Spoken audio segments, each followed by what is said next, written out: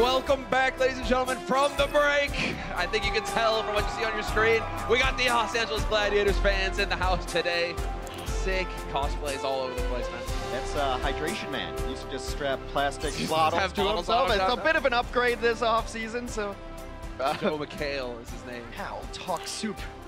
Moved on to Fight Club? better shows, I think, or something. I don't know. I like Talk Soup. Anyway, so we're about to get into the match here. We've got Gladiators and San Francisco Shock. Little in-state rivalry, NorCal, SoCal. I don't know how to say those things. I'm not from Cal. That's the thing. This would be like one of those matches. If there was a fighting game scene or any of that, you know, where there's like that rivalry that really goes on. I'm still working on an Overwatch, but you know, we're getting there. There was a bit of a chant going on during the break, you know, shields up, let's go. So I expect to hear that in a place that's located in Los Angeles. But let's go ahead and take a look at one of the main matchups coming up in this one. Yeah, given the metas that we're seeing lately, we're going to talk about Zarya play here. Now, if it were a couple years ago, you'd be talking about both of these guys on their Tracers or their McCree or something along those lines. But DPS, damage-dealing players, have to rotate into that Zarya role now. And Sinatra's always been one of the best at it. I think he came to it a little before Short4 did, so Short4 playing a little bit of catch-up. The most important stat to me when it comes to Zarya is looking at average energy. 66% to 35%. Now, if you're kind of new to the game, you don't know how energy works, Zarya either has 0% or 100% on her gun. And it's the difference between a wet noodle and an absolute eraser on the scene. So you get energy by taking damage, oddly enough, by taking damage on your shields, both yourself and on your teammates. So you really want to use those properly, manage the cooldowns, and have high energy, because then you become a damage-dealing force. And now maybe if you're wondering why, you know, the numbers aren't so pretty for Short4, he's pretty. That guy, he actually went ahead and cracked it open. Finally, we were waiting all season long last year for some Symmetra play. Short4, he's shown us what's possible with this hero. Finally, we got to see some sim action. Not exactly the Zarya beam, but Symmetra can work in that same way. You charge it up by doing some damage on it, some consistent damage onto shields there. And Zarya's, or Symmetra rather, is so interesting. The ultimate is really good. She's definitely what I'd call a utility hero. If there are any of them, it's definitely Symmetra. The Qual, the teleport, so many cool strategies can be enabled by her. That's the big thing. I mean, that's utility coming back full circle again to the Zaryas and why they're so important these days. It's finding that balance between when are you using your shields, are you using them to soak, are you wasting them? Because teams are calling out. That's like the Diva Matrix. A number of these defensive abilities, they're getting picked up on by your opponents. They're calling out when they're used, and you may get taken advantage of. So perhaps Sinatra, you know, he's found that happy medium, you know, with the shield management. Yeah, he generally gets gravitons in under a minute, but here come your San Francisco Shock momentarily. Cue the epic music. And yes, there we go. San Francisco Shock making their way to the stage. NorCal in the house right now. Here comes Moth. He must have just been drawn to the light we have out here in the arena. Gonna walk towards the stage. Sleepy right behind him. There's your support duos rounding out the rest of the team as they get in. They looked absolutely dominant in their first match performance. So a lot of people with very high hopes and high expectations for the San Francisco Shock. Yeah, Moth does just get drawn to the bright lights. Didn't know which side of the stage he was on. He's like, there's a stage. I'm going to walk to it. And then his team were like, wait, come this way, bro. Ready? 3, 2, 1, shoot! There we go. Get pumped. This team has impressed so far. First match went exceedingly well for them in their opening debut. So we'll be definitely expecting big things from them. Coming into this match, well, pretty sure their opponents are ready to go running into them. Shields are up. The Los Angeles Gladiators will make their way out to the stage.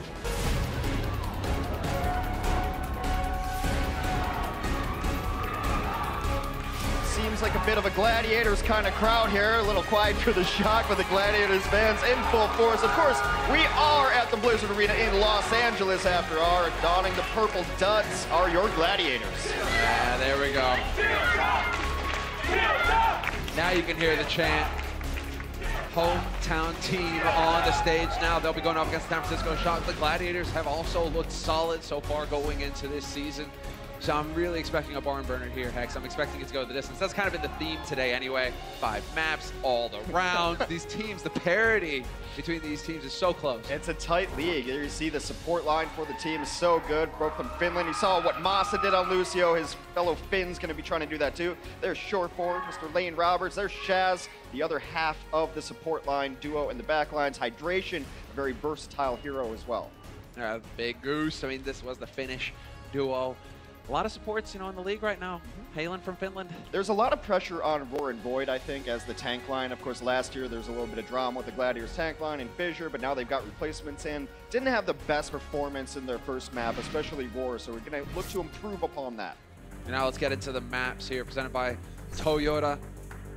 Kicking it off on Ilios, and very similar map pool here, though we are getting a bit of a change towards the end. Horizon, Rialto, I'll shift things up a little bit, but we're kicking it off on Ilios. We just had a fantastic 3-mapper on Ilios in the previous series, so expecting more of the same here. It's a great map, highlights a lot of great Lucio play. Then we're going to hit up Hollywood. Of course, that's one of my favorite maps. Hometown bias, maybe, because it's Hollywood, that I enjoy here. So I don't know. I don't have any predictions on this one. So I think it could go either way. I think early favorite's probably San Francisco, but you never know. You never know. Nice thing about not having to be on the desk anymore, Hex. That's true. Don't have to go for that prediction. Put yourself out there. You don't know anything about these teams. Maybe right, maybe wrong.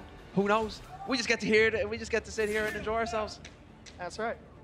All right, let's see what teams want to roll out. And we have 20 seconds before the map actually begins. It would not stun me to see the Gladiators come out with what they're actually picking right now. Hydration in the sky, short 4 on the Sombra. Very versatile player, rocks a lot of different things. Sombra being one of his specialties. And see how the Shock plan to counteract it. Hydration, a beast Farah as well. So it's looking like right now San Francisco Shock are going to be going for a bit of the tried and true. One of the more popular strategies that we have seen with a couple of alterations. It is worth noting Moira in play on Sleepy. We will have Sinatra on the Sombra as well. And now they realize, as the rockets come raining in, okay, this is what we're going to have to deal with here. The Far Mercy has taken over the skies. The Moira can do a good job at putting some pressure onto the Farah in the sky, at least. Moira's also good if you hear a Sombra decloak to spin in a circle, do a little bit of damage to her, so before she can get a hack off. It's an ability that's kind of a lock-on beam, so there's a lot of reasons to run a Moira against this composition. Nice attempt there from Hydration, trying to get the move to knock some of those guys off into the watery depths below, but it will be the San Francisco Shock getting first control of the point. Onus is on Gladiators now to dislodge them. Keep an eye on the positioning here. It can be a little bit tricky for Hydration. Hydration, in fact, dropping dangerously low. Void very low as well, but they're getting all the support they need while they continue to do some damage. Hydration in a little bit of trouble now, ends up shooting Sinatra, going to charge up his Zarya energy beam there too. Shortforce got EMP ready already. Ooh, nice try with the lead on the Rockets. Doesn't quite get it though. And in the meantime, Smurf has splattered Shaz. Man advantage now for the Shock going into it. Sleepy has already got the Lighthouse online.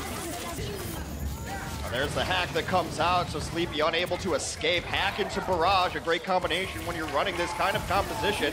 1 kill only onto San Francisco, though, and they've equalized. The Gladiators have been doing a ton of damage, but have nothing to show for it. This is the thing with Sinatra right now. When you're a Sinatra, well, when you're a Sinatra, I mean, that works too, but when you're a Zarya, you know, you see a Far, you're like, great, recharge all the time for my bubbles. I'm just going to be doing so much damage now. We're seeing that Sinatra's just belting him. Grab gets thrown out, and he's charging it right back up again. We've got the rally thrown in by Architect as well, fighting on this point. But at some point, the Los Angeles Gladiators are actually going to have to try and get a foothold going here. Bit tough for him now as Justice reigns from above. Hydration going to get eliminated, though. Sinatra finding the kill there. It is all San Francisco. A couple ults come out, clean up the rest of it. We're going to be nearing 75% here, which means 1 fight away for the San Francisco Shock. The Los Angeles Gladiators used all the abilities they had available in the last fight to no avail. And now next fight, perhaps see an EMP and just hope for the best. Wholesale changes now on the Gladiator side as well. They've gotten rid of the Farah. She's back in the hangar. They brought in Hydration on the Brigida. And we've got Roar on the Reinhardt as well. So moving on to the point now, Los Angeles Gladiators are going to have to touch. They have to get a body on there. Cutting it pretty close. 99% for San Francisco Shock, and now it's all about the Gladiators winning this fight. They have to get the job done here if they want to keep it alive. There's the grab thrown out. 2 quick kills coming through for the Shock, and the Gladiators right now just looking a bit stunned. And the timing just not there for them as the Gladiators continue to get mopped up on the point. The EMP comes in late. EMP Shatter combination works out. Big Goose is going to collect Sinatra's debt for him too. Still though, using all of these ults, and it seems like they haven't gotten more than 1 kill at a time this map. They can't seem to quite chain it together, but that is going to be it. First point picked up for the San Francisco Shock. Looking very solid, maintaining the level that we saw already previously from them in the opening of these leagues. He got pressured a little bit on the Sombra. He was about 80%. But got to give a shout out real quick to these fantastic monitors made specifically for the league by HP.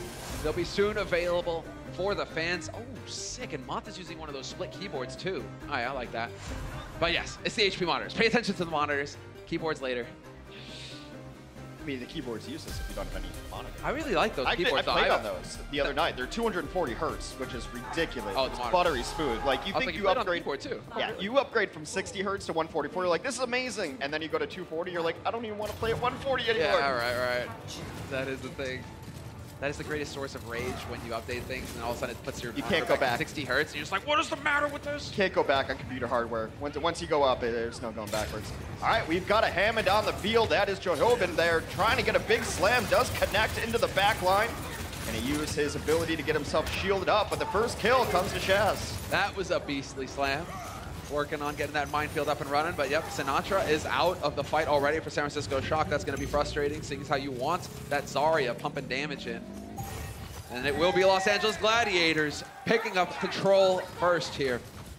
So now it's about San Francisco Shock finding a way in. Sinatra not really going to be winning the duel here as far as grabs are concerned either. Surefour already up at 50% on his grab. Not going to take him long. Getting that charge up as well, and right now just backing off, giving ground. Hoping the San Francisco Shock will overextend, and sure enough, Choyoben is out, but then 2 kills right back at it for the Shock.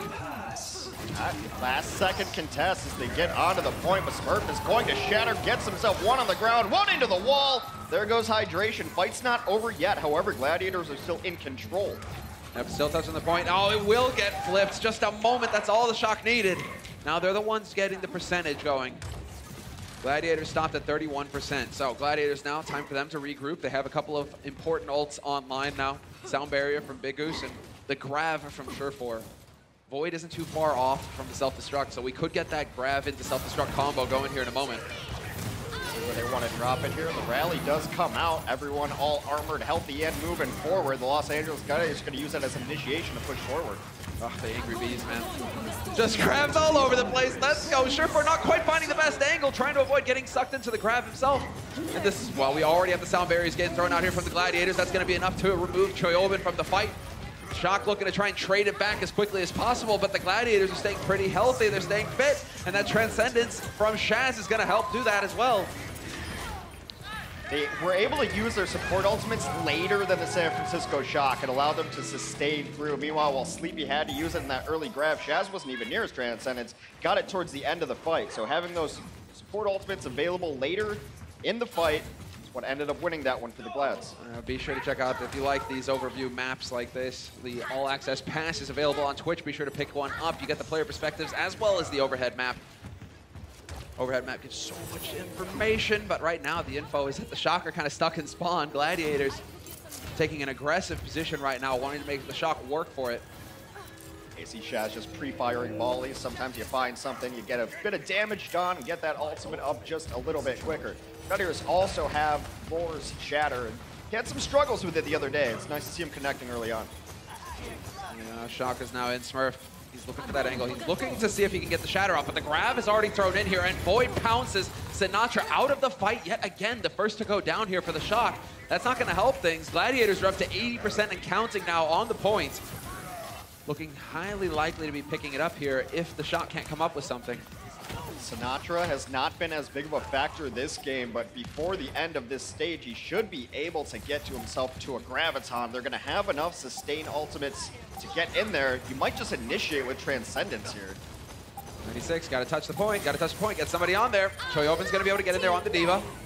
No longer hamster, no longer rolling around. Do not want to leave the point unattended though, and so it is going to be the fight here. The Shatter gets traded right into the shield, followed up as well, but not connecting with the Zenyatta. The Transcendence will go off, but Choyoben will find the kill on Hydration. Both Brigidas out of the fight, 5 on 5, and there's the grab. No follow-up possible though by the looks of things, although as I say that, somehow they find the kill on Roar, and that opens it all up. It's very late follow-up because the self-destruct was in this guy. The Reinhardt had to turn his shield. He'd rather be fire striking and swinging the hammer. Does get those abilities in there late, and they clean up. The Shock, it costs them all of their ultimate abilities, though. So on paper, the Gladiators are poised to retain this one. Moth and Choyoben with their ultimates up on the San Francisco Shock side. Yeah, we have both of the sound barriers pretty much, but Surefour's going to have that grab for this next fight. That's going to be the big one. Choyoben would be the hero if he could get the D-Matrix in and eat it, but Surefour, he's too wily, man. He's too much of a clever player to get that to let that happen. It's just the mind games now. Can you get this ability in? Can you not get it in? Neither team really wanting to commit, both trying to play a reactionary style. Yeah, rally in, and the Gladiators are the ones to pull the trigger. They're going to be moving in. There's the Shatter onto the rally. Hydration in. Self-destruct on the wrong side. Trying to get clever, and it's not going to work for Choyoven. Sound barriers are getting thrown in, and a lot of damage getting poured in here from the Gladiators. San Francisco Shock so far hanging in there, though. Both Transcendences being used by the Zenyatas, getting that AoE healing out. Now who's going to crack first? Who's going to slip up? And it looks like Smurf got cut off from the rest of his team. And Shaz will find the kill on Architect as well. Shaz kicking the Lucio out of his face. They've got 2 kills, now just looking for the cleanup. It's just stall time here, and I do believe we're going to a decisive stage 3 on Ilios. It has to be the case. The overtime is done, and that is going to be it. Tied up, 1-1. Gladiators going to bring it back. Only so fitting, always. Very even match, 20 kills to 17 in favor of the Shock so far, but kills don't get you points, and now we're going to my favorite stage in all of Ilios. All that action happens on the point, sometimes even below the point, right into the hole. Right into the hole, seeing how deep it goes. The murder hole. Gladiators look pretty relaxed. A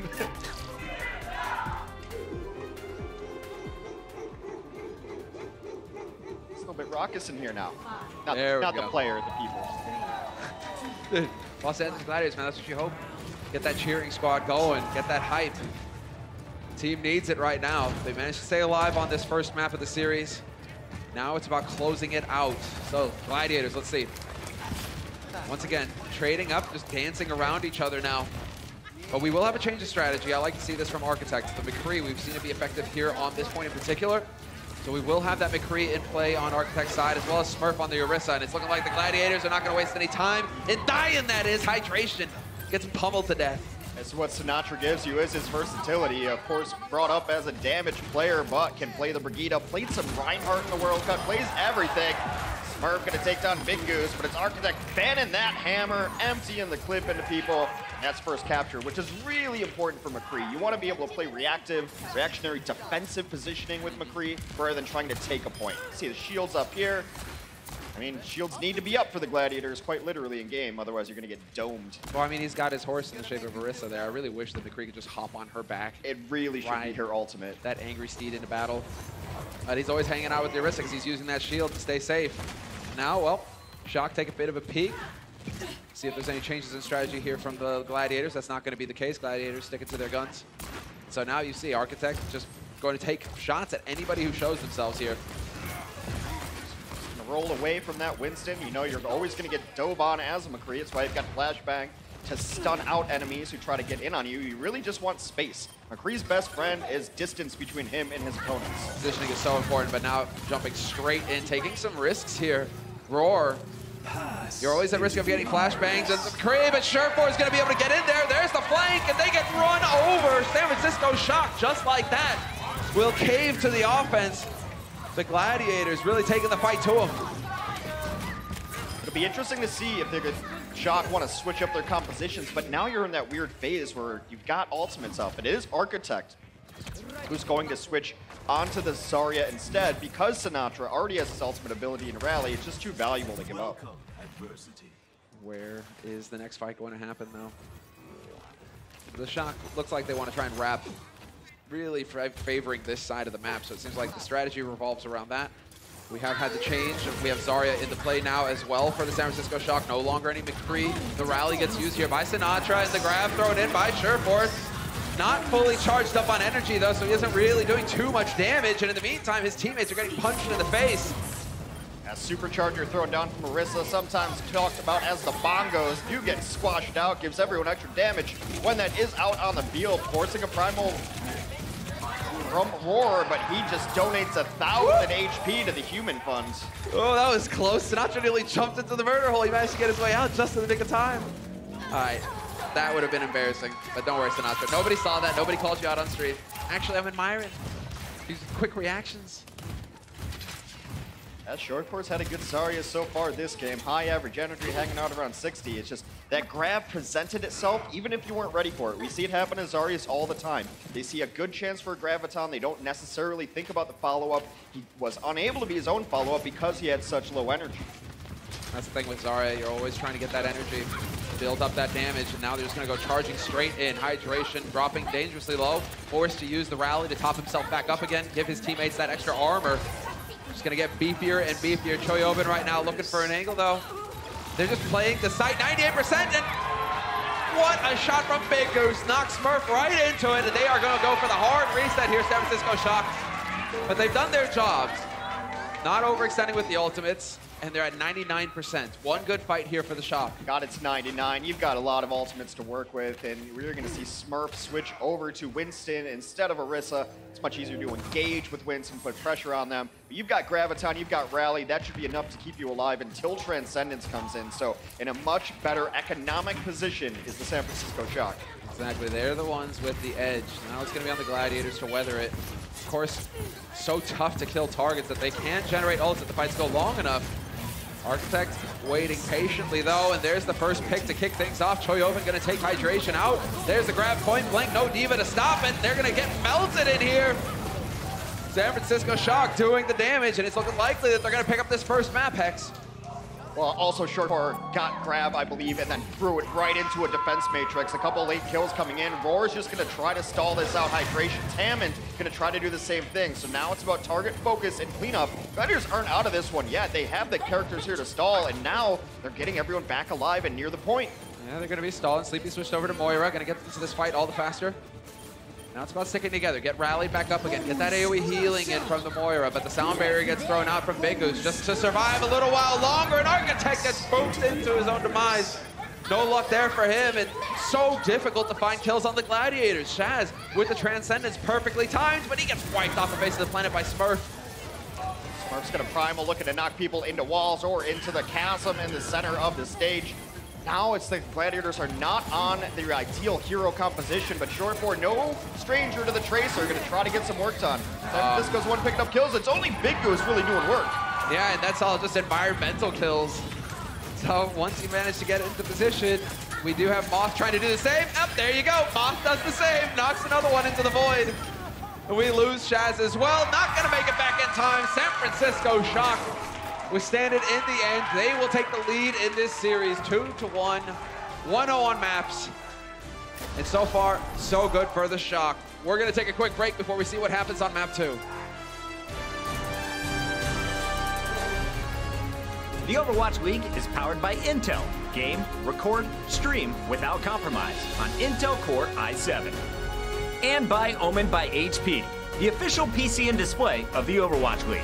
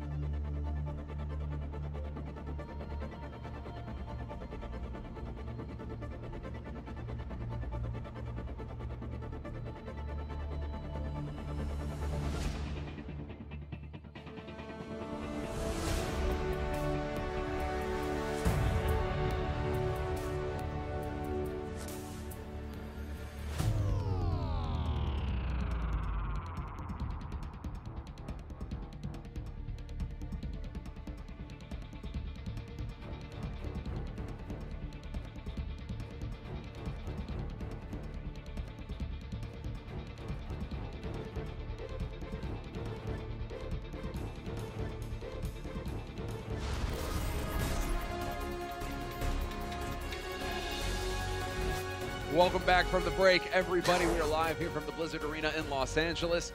Current score is 1-0 in the lead for San Francisco Shock over the hometown team, Los Angeles Gladiators. So, Hex, it's bit rough, bit of a tough break. It was so close there, again, going so deep into the third map. Very close match, but I think it just, San Francisco was a little more dynamic when they were able to switch. And it went on a little longer than I thought it should have, because honestly, the Gladiators were in desperation mode, just trying to stall out. So now you're on Unideal Heroes. They picked up a kill here and there. I thought Big Goose had himself a couple of nice kills using the environmental deaths ability of the Lucio. However, just the shock, show the versatility. We were talking about Sinatra playing Zarya, and then Architect's like, oh, I got it. I'll play Zarya. You're ready to break. Don't worry.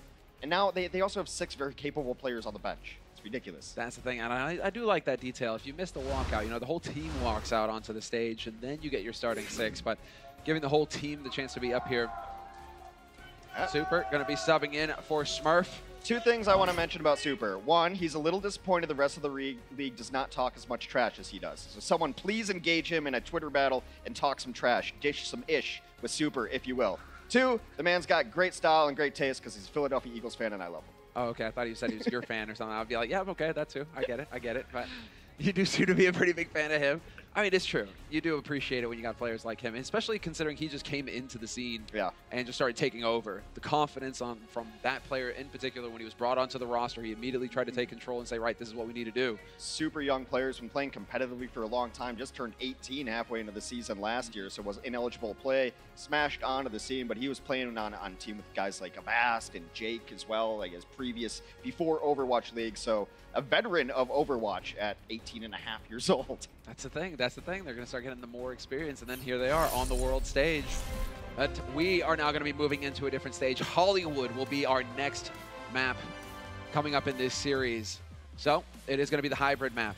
More of the control points. There's going to be the control point at the beginning, and then they'll have to push a payload through to the end of the map. That's what that icon is. You see the next one is Assault, and then you've got Escort, and they just cut it in half. Why not? Yeah. There you go. Works for me. That's just top-notch design right there. So I wonder why they bring Super in. You know, I mean, he's replacing just playing main tank. But a lot of teams, and especially a team with the depth of San Francisco, they'll have guys who just learn a couple maps. You're a Hollywood ace. You're a specialist. You're only practicing on Hollywood, and then you don't have to worry about anything else. So using their depth to their advantage here. Again, it's a fully stacked roster, 12 guys. And me and Matt, Mr. X, were actually talking about it too. The 6 guys who aren't starting for San Francisco would be a pretty decent Overwatch League team of their own. Yeah. That's going to be the interesting thing, because we were looking at how that worked in the first season, obviously, but going in, when you have that much talent on the bench, I mean, it's a task to keep that talent happy. Yeah, there's pros and cons to it. You can run in-house scrims if you really need to, but now you have 20 teams in the league, so you're getting good practice partners all over the place, and yeah, maybe make some moves. I don't know, San Francisco, it's a good problem to have. Too many talented guys. It's a wealth of riches. Well, we'll see how they progress through this season. A little bit of a scouting play here from Sinatra, from Choyobin. He's going to be backing off, as well as Architect. San Francisco Shock just trying to get an idea of what they're going to be up against, as Los Angeles Gladiators will be on the offense. Pretty standard compositions here. You definitely usually run 3 tanks, 3 supports on the first point of Hollywood. Great play by Big Goose, trying to isolate heroes. You see this a lot from Lucio's, going around the team, sending one person forward. And in Overwatch, if you're not with your team, well, you're probably back at spawn. That was so sick, Big Goose. Perfect execution. Cut them out from under him, and now that's going to set it up perfectly here for the Gladiators. They've already got 1 tick on the point. Not having a body there right now because they're trying to clean up, and they will find Sinatra as well. So another kill going their way. It does look like Super has managed to get his way back over here, but now with being a man down makes it so difficult to take this fight. Yeah, they're waiting. They're in the house. They might rush in here at the last second. Does seem like they're just going to give up the ghost, give up first point, and really nice push from the Gladiators. At this level, Hex, one mistake, you're out of position for a split second. Boom, Big Goose is going to pounce on you. You know, that beak, it's sharp, little claws. Goose are nasty birds. They're really aggressive. Messed up. Screw goose, screw geese. Yes, that's the Well, I think plural. A lot of these Lucios are just happy that they can play their favorite hero again. Last year, of course, Mercy was a little bit more in vogue, so now we're seeing the mechanical and stylistic play of Lucios as short for the scarier it sounds, the more energy Zarya has. And right now, it's at that terrifying Hornet level. He's just cranking out hurt. You can't really face him. He will melt you. Leave the shield up as well. He'll melt that too. But now it's looking good, and he's got that grab online as well. So he's a real threat. This is like the one-man wrecking crew who can just roll in at any point. And there, well, we'll get the grab thrown in onto Sherford. He's not going to survive all that build-up. Beautiful triple knock though, the boop! The last second displacement there moves the shield. Sinatra and Moth will all fall for it. Now is the cleanup. Couple of ults used for the Gladiators to ensure this fight, and the Goose is loose looking for more. Oh, wow, you're not getting out of here in one piece. Then he gets saved, Sinatra, come on. Sorry, is such a party pooper. Stylish stuff from the Goose, though. He's definitely looking good. We've talked a lot about Zarya this match, but it's a great hero to play at some of the lower ranks of Overwatch League, or just Overwatch in general, not the league, because you can erase mistakes of your teammates. You're like, that guy's dumb, Bubbles. Exactly. Hey, let me go ahead and save you real quick. Saves you from self-destruct, from the high burst damage dealing ultimates and abilities as well. So, Zarya, you really require a versatile player, as well as D.Va. Well, now it's just the standoff between these two teams. We do have ults online, and yep, as I said, Architect is going to go ahead and get the rally in play. Nearly gets clipped immediately, though. Has to play, be careful. Rally delayed on the other side. Hydration going to decide now's the time to get it in. We've already had the trance thrown up by Shaz. A lot of San Francisco falling very low, but that's by design. They also have two support ultimates if they should need to use them. Right now, it's Sinatra who's got the grab, a little bit ahead of Shortboard. Just going to solo grab the main tank. You want to follow through on that. They do get Roar. Yeah, they do get Roar, and that's going to be big because no shield left here for the Gladiators to hide behind. Super just on cleanup duty right now, finding kill after kill, and Sinatra chiming in. So, finally, the San Francisco Shock get a fight to go their way. It's been a bit one-sided so far, but the Gladiators now put on notice. It's a little bit ridiculous how few people have actually died so far in the map. It's only a combined 12 kills between the teams. These fights seem to have been going on forever. That's the benefit of the 3-tank-3 support.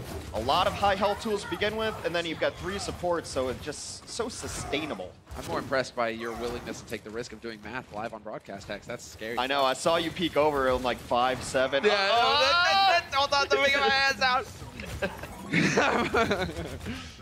That's commentator rules, guys. If you want to be a commentator, don't do math live on broadcast. You're going to regret it. All right, getting into it. Gladiators just pushing forward right now. San Francisco Shock trying to play it careful. Doing a good job of sticking together for now, but it's not going to help Super. The focus fire too good with the Discord orb on him. They just could not keep him up. And now the Gladiators finding 2 key kills. Make that 3. This is their point. And now they've got a chance to run the payload home. That's a really good job at separating targets. You saw as soon as the main tank fell, the vision instantly switches to Sinatra, who's already on the other side of the map. So they're doing a really good job of finding targets isolated and using their team as a unit to pick them off. Look at that, Ryan. Kneeling before the majestic greatness of the Gladiators and their limousine. And well, now it's just ults coming online. Big Goo's going to have that sound barrier. On the other side of things, though, it's looking good for San Francisco Shock. So this should be a fairly even match. High ground taken here. This is standard stuff from Chicago. From San Francisco. They're going to move straight in. Kind of Ryan, kind of had a flow to it. Void right now. Once again, the focus fire every time. It's so clear for the Gladiators. Get on Super. Remove him from the fight immediately. They're doing a good job of isolating him right away. Sometimes it's with the boost, sometimes it isn't. Maybe Sinatra needs to stick a little bit closer to him and save his allied shield to be able to save him from those kind of isolation plays. But Gladiators continue to push forward. San Francisco Shock still has some fight left in him with 2.5 minutes left. They've got ultimates. You don't want to take them to spawn with you. No, you don't want to take them to spawn, and you don't want to take them for granted. These are the heavy-hitting ones. You can have the wombo combo, the self-destruct with the grab. That can ruin teams, and Moth has now got the sound barrier. That's going to make the difference, keeping his teammates alive. And so the Gladiators right now just waiting to see if they can catch somebody overextending here. Sinatra just dancing on that edge. They took a lot of damage early on, so they're just going to back up, get everybody healed up. Still, both the tanks are falling so low. Yet to confirm kills, though. Patient play from the Gladiators. Really sussing it out. Do not want to overextend and be the ones costing it, but that payload, you can see it's slowly working its way back where it came from. So unless the Gladiators keep a presence on it, they're going to lose a little bit of progress. Still, it's all important right now to pick up the next fight, to win it here for the Gladiators. So they really are just trying to take their time. It's going to be the self-destruct initiate, though, to kick things off. Shield is up for Super, no worries there. Grab gets thrown in as well. Self-destruct right on top of him. This could be big, but no, the shield from Roar saves his team, and the Gladiators now with an advantage, 2 players. They have to get it decisive. They have to shut down Super now, and they do. This is it, the golden moment for the Gladiators. A big shatter from Super, got no kills. The closing shatter there from Roar comes through and locks it up for the Gladiators. They will complete Hollywood. It did seem a little miscommunication with ultimates there going on for the San Francisco Shock. We'll see if they can figure it out in the next half of Hollywood right after this break.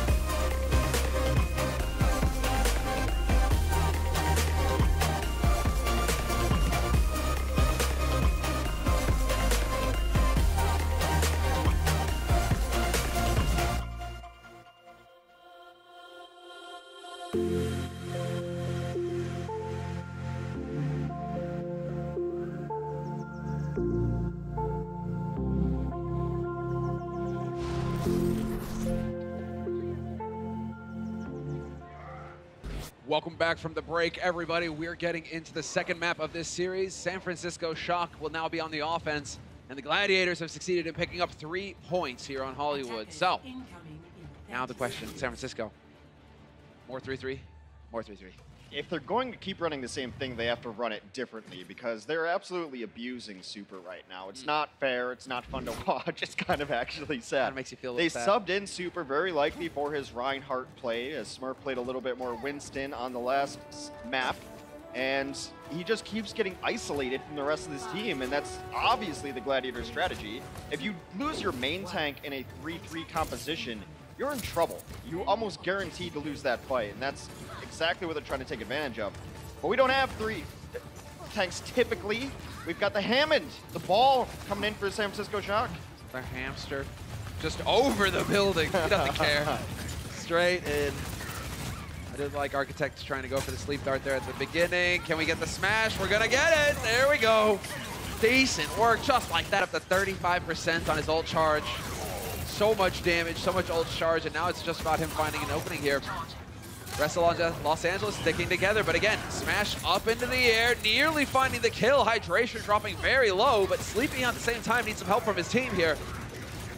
Gotta be careful. Hammond's a great hero at isolating targets, but so far they've been able to isolate Shore 4, and then they were able to isolate Roar. However, the support line from the Gladiators doing a great job keeping everybody healed up, so no kills, despite the pretty impressive slams. There's another. Yeah, there's another big thing is that the trans got forced out of Shaz in that fight.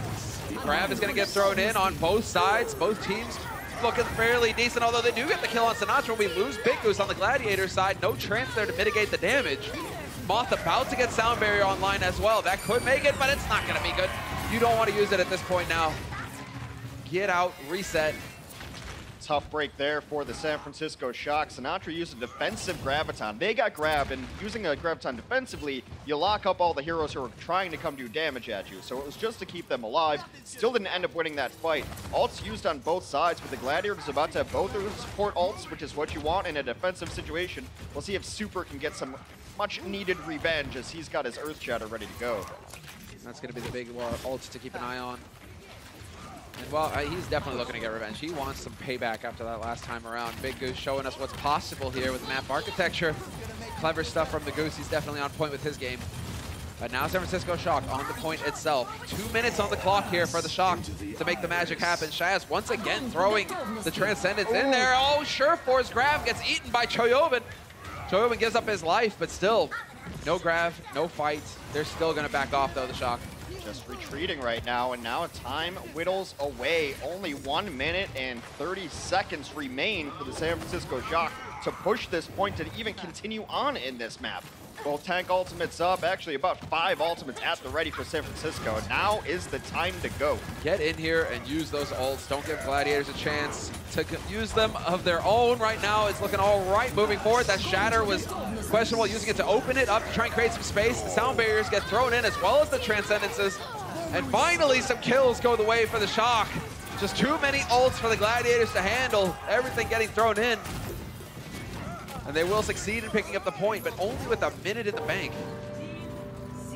That lovely bell means the entire team was killed during that fight, and finally some signs of life for the San Francisco Shock. Prior to that, they'd only had 6 kills on the entire map so far, so finally racking up some eliminations. He had to use everything, but with only a minute remaining, it was time to use them all and just hope for the best.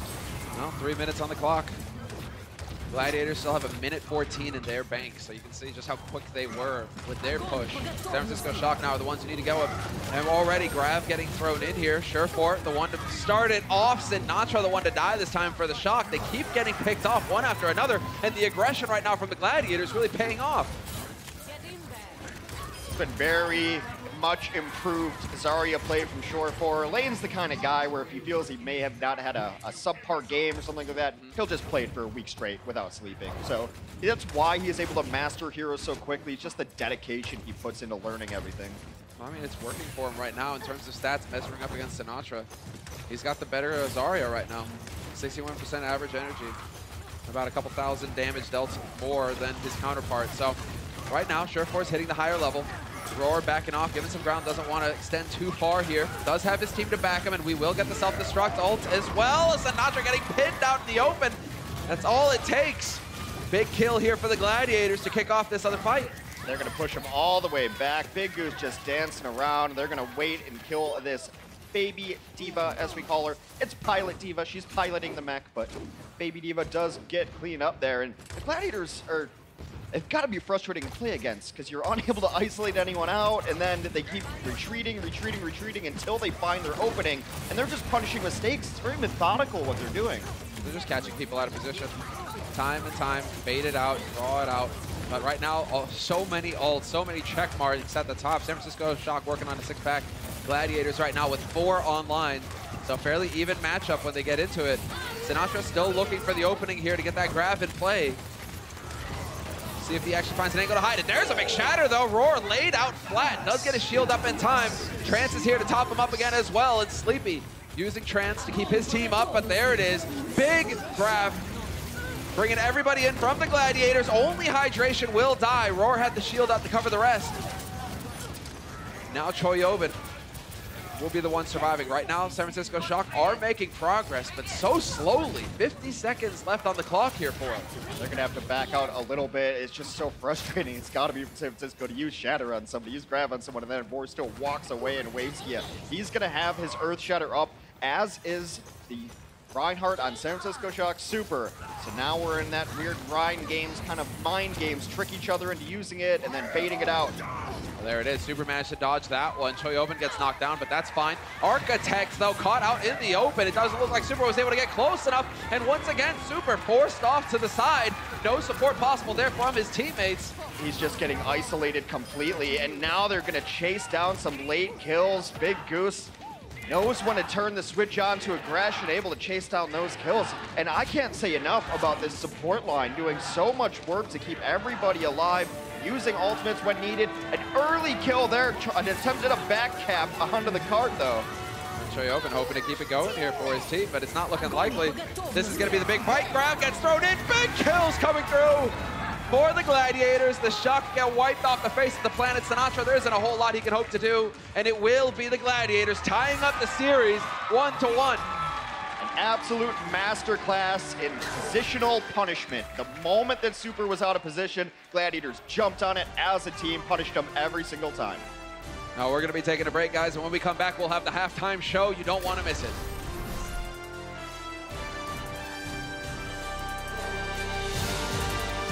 The Overwatch League is brought to you by Toyota, official North American partner of the Overwatch League. Toyota, let's go places.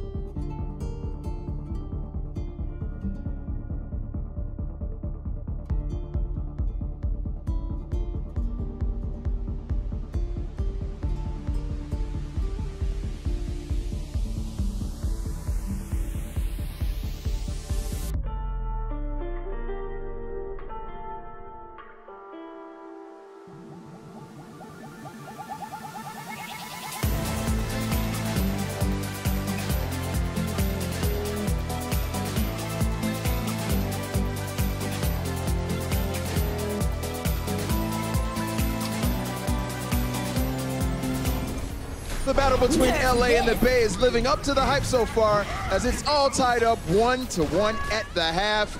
Welcome back to the halftime show with me, Malik. I'm here with Monty and Doa.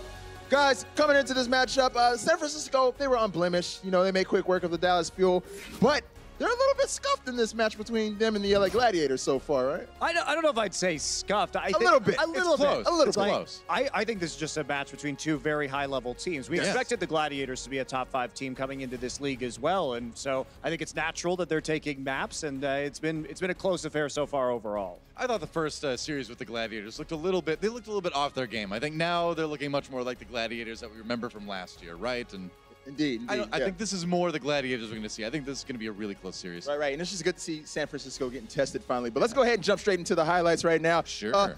Is there anything that has stood out to you guys in that first half? Let's start with our first map, Elios. I mean, there's been a lot of boops. Big Goose is my hero. This guy is playing out of his mind. I mean, even in the last match, even though they lost, he had a lot of nice plays here. Especially on the last map. Yeah, I think San Francisco in general, they're playing very cautiously against the Gladiators. You can see that they're resetting.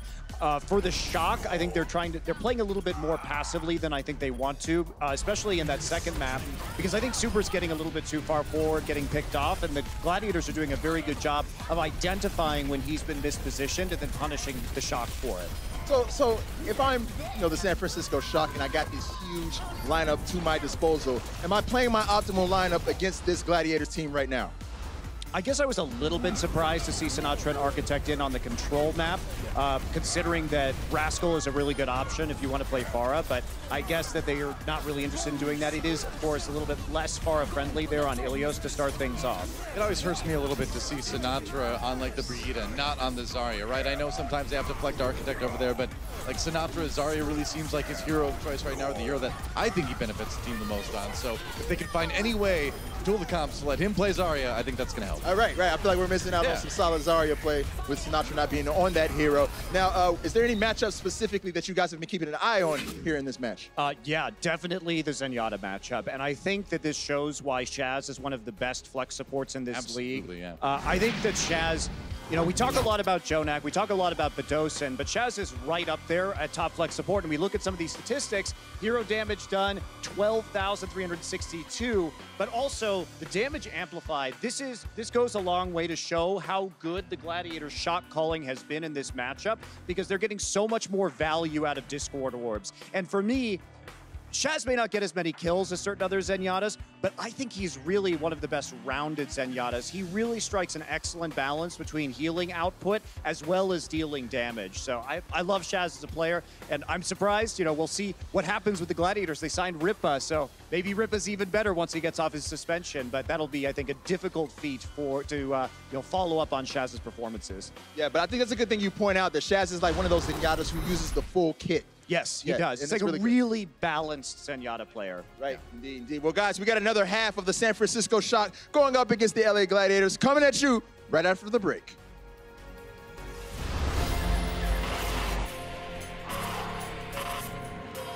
They don't just play for a team. They play for every fan, every rival, every moment, every match. And when everyone watching expects the best, they perform with the best.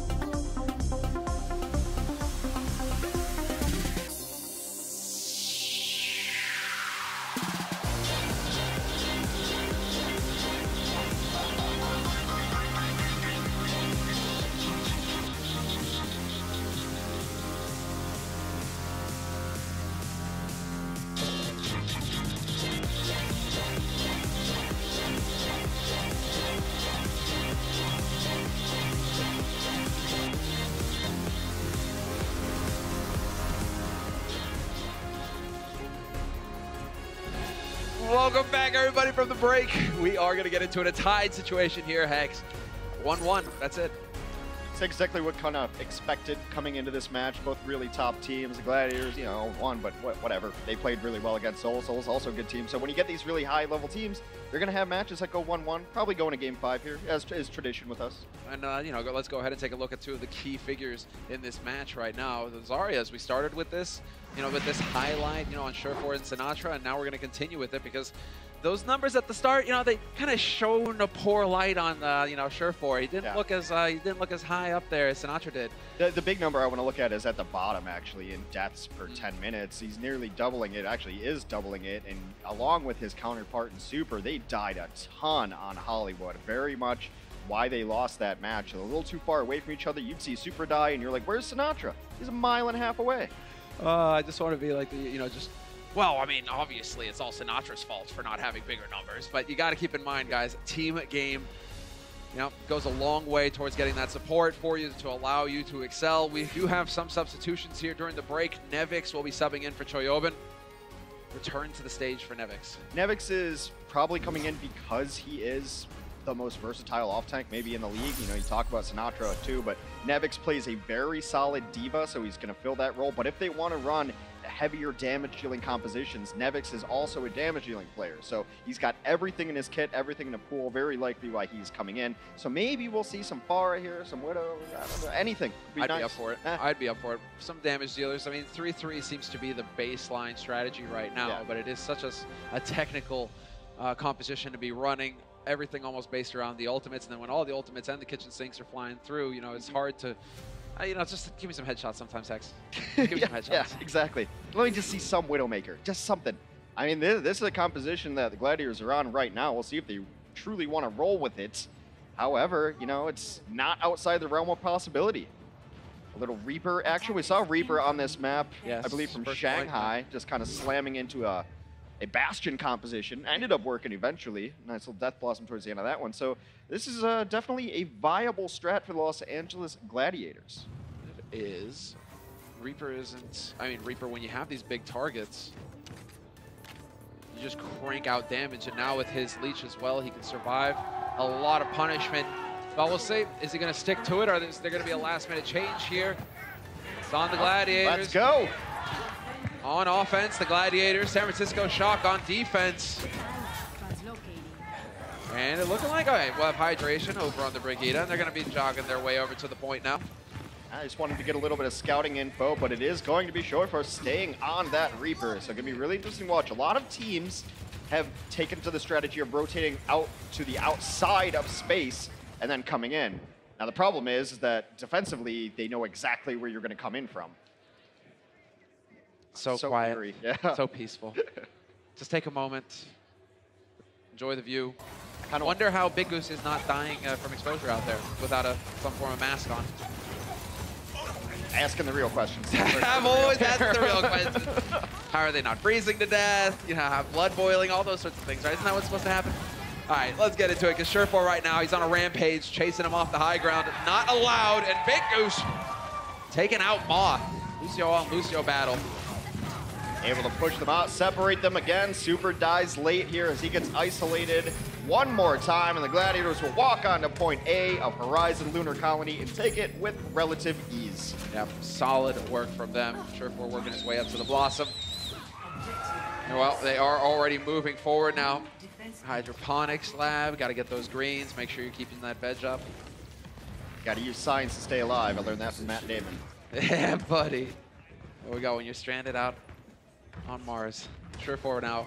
A little bit of a duel. He's just going to be looking to flank in. If he can remove Sinatra, that would be huge. Sinatra barely surviving, and Surefour having to back off, but that was a close run thing.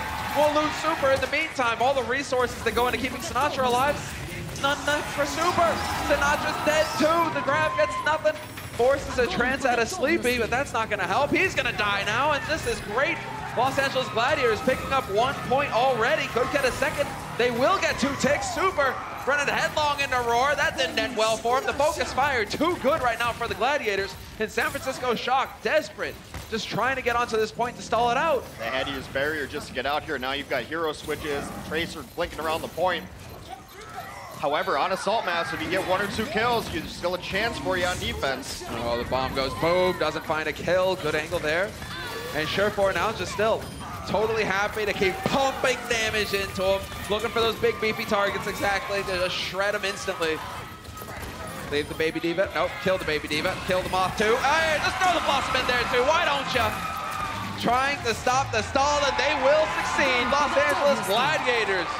Lightning quick take on Lunar. Excellent work on their part. They will pick up both points. Really interesting style of Reaper, focusing the tank target, making them put resources into it. We'll see if the Gladiators can continue their win after the break.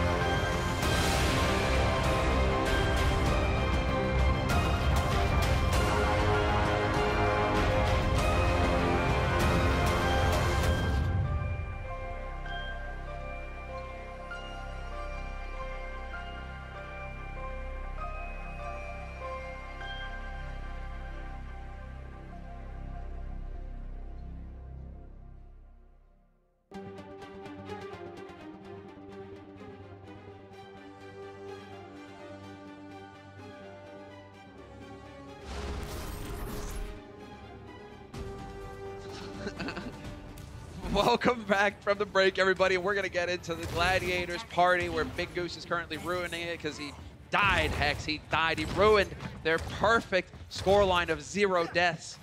Why do you have to go and do that? I mean, Big Goose stepped her game up, but it was 14 kills to 1 for the San Francisco Shock. Just a masterclass.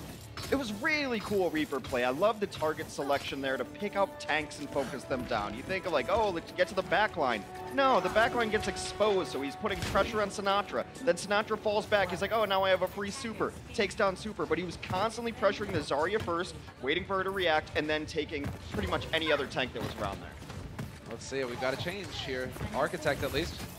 Going to be on the Sombra, and it's out of there. Scouting information, making sure they're not running anything goofy like a Bastion or something like back that. to spawn. Now we get the Brigitte. Back to the 3-3. So these teams sticking to the strategy. Roar going for a little bit of a poke. Doesn't have to worry about overextending. And now back into the piece. Take a deep breath. Pause for a moment. And enjoy this wonderful studio in which you find yourself. Okay, back into the... So, Gladiators now just giving ground. That very patient play, gonna have to back up here. I think Sleepy's on the Moira because they were planning on fighting in a hallway, but now just kind of backing up, giving up some free progress on the point. Now it's time to fight. They pick a target on the high ground. There it is, Big Goose in the two big first britches. Literally the only person who's died on the Gladiators entire map. Big Goose twice now. Well, Void's about to join him. There we go, Void. He'll go ahead and be a party pooper too here for the Gladiators. And they are getting picked off one after the other. San Francisco Shock now, they played patient, found their angle, took advantage of it, and now they're going to go ahead and pick up the first point. So, plenty of time in the bank for them, 6.5 minutes. Now we get to see are they going to be as efficient as the Gladiators were. Surefour is on the Zarya with the grab up and running. It's a pretty efficient first take for sure, so we'll see how the ultimate usage comes into play here. Surefour's been absolutely crushing it. He's got grab ready to go. And there it is, point blank. You're going to run at me. You're going to run at me. Hammer to the face, and they still survive. Big Goose going to find the kill on Super, and that's going to be the end of this fight. San Francisco Shock get repelled, and the Gladiators will hold. Oh, even the hunt from Big Goose. They're so good at flipping the switch to the Gladiators. Whenever they see a mistake, they just go from passive to aggressive. not to be confused with what I am, passive-aggressive. And then they are able to hunt down kills as well late in the end. Big Goose is just calling a perfect game. He's one of them, you know? Our geese, like Kodiak bears, you know, they got a taste for human blood and that's it. They can't eat anything else. The Goose, he's on it. He's got the thirst now. And the grab thrown in. Shield is up for Roar, but not for long. Sinatraa gets a flank on him, and he is dead. No main tank now for the Gladiators to hide behind. The rest of them just playing careful, touching the point, making himself a difficult target there. Void Sound Barrier gets thrown in, and the fight's going to go in once again. Gladiators looking to take it to him.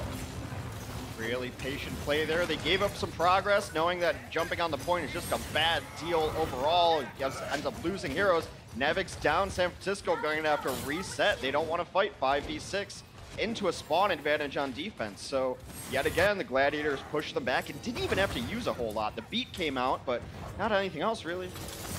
No, that's, as far as economy is concerned, they're sitting pretty. San Francisco Shock, as this progresses, they still have so much time that obviously they have time to farm up ults. Just need to work. First point, first tick rather. And now the second one getting worked on here by the Shock. And so it's just a staring contest until somebody exactly decides to go ahead and throw a grab in there, shake things up. The trance used by Sleepy. Roar getting taken for a ride right into the wall. He's out of it. Perhaps an opening to build off of here without the shield to hide behind this grab could bring some serious hurt. Sinatraa fully charged, just wrecking them now. And the Gladiators getting picked off one after another. They've finally been able to string some kills together. Now trying to reinforce the Gladiators. They are going to have a Shatter coming out here when he gets to the point, but Roar dies before he can pull the hammer down. Oh, that's big. We still have him though. As far as the contest is concerned, San Francisco Shock are on here. Hydration zipping around. Big Goose now going to touch the point. He gets immediately eliminated by Sinatraa though. Sinatraa just too fully charged, and that's going to be it. Tied situation. 2 points for the Shock. 2 points for the Gladiators. A little bit more time in the bank for the Los Angeles Gladiators, but let's run back on Lunar Colony again. I almost said Lunatic High. Lunatic High? Yeah, well, I mean, Snow Okay. So we'll see if they want to run the exact same strategy, and if they do, I want to see San Francisco adjust to a Reaper play. Either stay closer together, watch your flanks, play a little more passively. I don't know, throw Architect on McCree, get a flashbang and a headshot. Something like that, but they got picked apart by Short Force Reaper. They did. I'm curious to see if he goes for it again, or if he just goes for like the Symmetra. Teleport straight onto the point. Dodge the defense. Let's go. You must have been playing with Matt lately. That's always Matt's strat. Just like, oh, dude, just teleport onto the point. What's the big deal? Oh my God, Matt, when did you get here? I can't tell the difference. Hex, what have you done? My Matt impression's dumb lit, fam. I hope Matt's watching right now. We love you, bro. All right, there we go. Gladiators on the defense now. San Francisco Shock on the offense. Architect, probably going to be similar strategy here from him. Scouting info at the beginning and then swapping over. Seems to be the somber usage on this map. So, defense, standard stuff from the Los Angeles Gladiators. Offense, again, they're running that variation where they put Sleepy on the Moira, on first point at least, because you often end up fighting up a staircase out in a hallway in a very grouped up area, and Moira's healing just a little bit better output for the team than Zenyatta in this situation. The AoE heals. Big beef. Big beef. That's what they're running, both teams.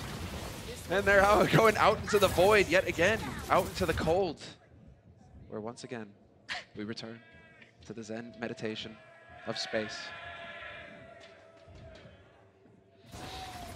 Return to reality now, Hex. Get back into it.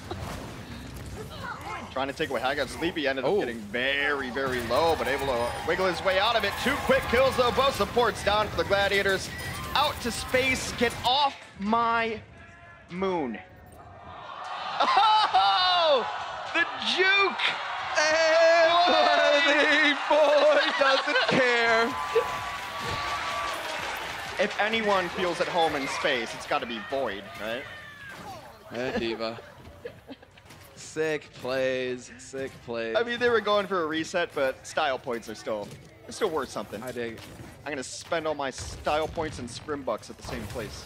Wondering right now if Monty's point that he made during the halftime is what's happening here. Getting a little ahead of themselves, perhaps. Super getting dropped off.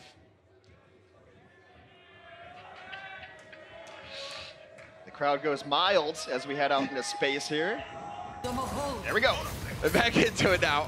high-speed action. Super taking point, backed by his team. Architect fell off the side, and Moth is going to go down there to join him. They're going to make their way onto the point now. 2 minutes on the clock here for San Francisco Shock. Sinatra has got his grab online. Surefour doing a great job of getting the energy, hides the grab, plunks it right around the corner. Super going to get canceled, going to get stunned, and they're going to get wrecked. San Francisco Shock, get out.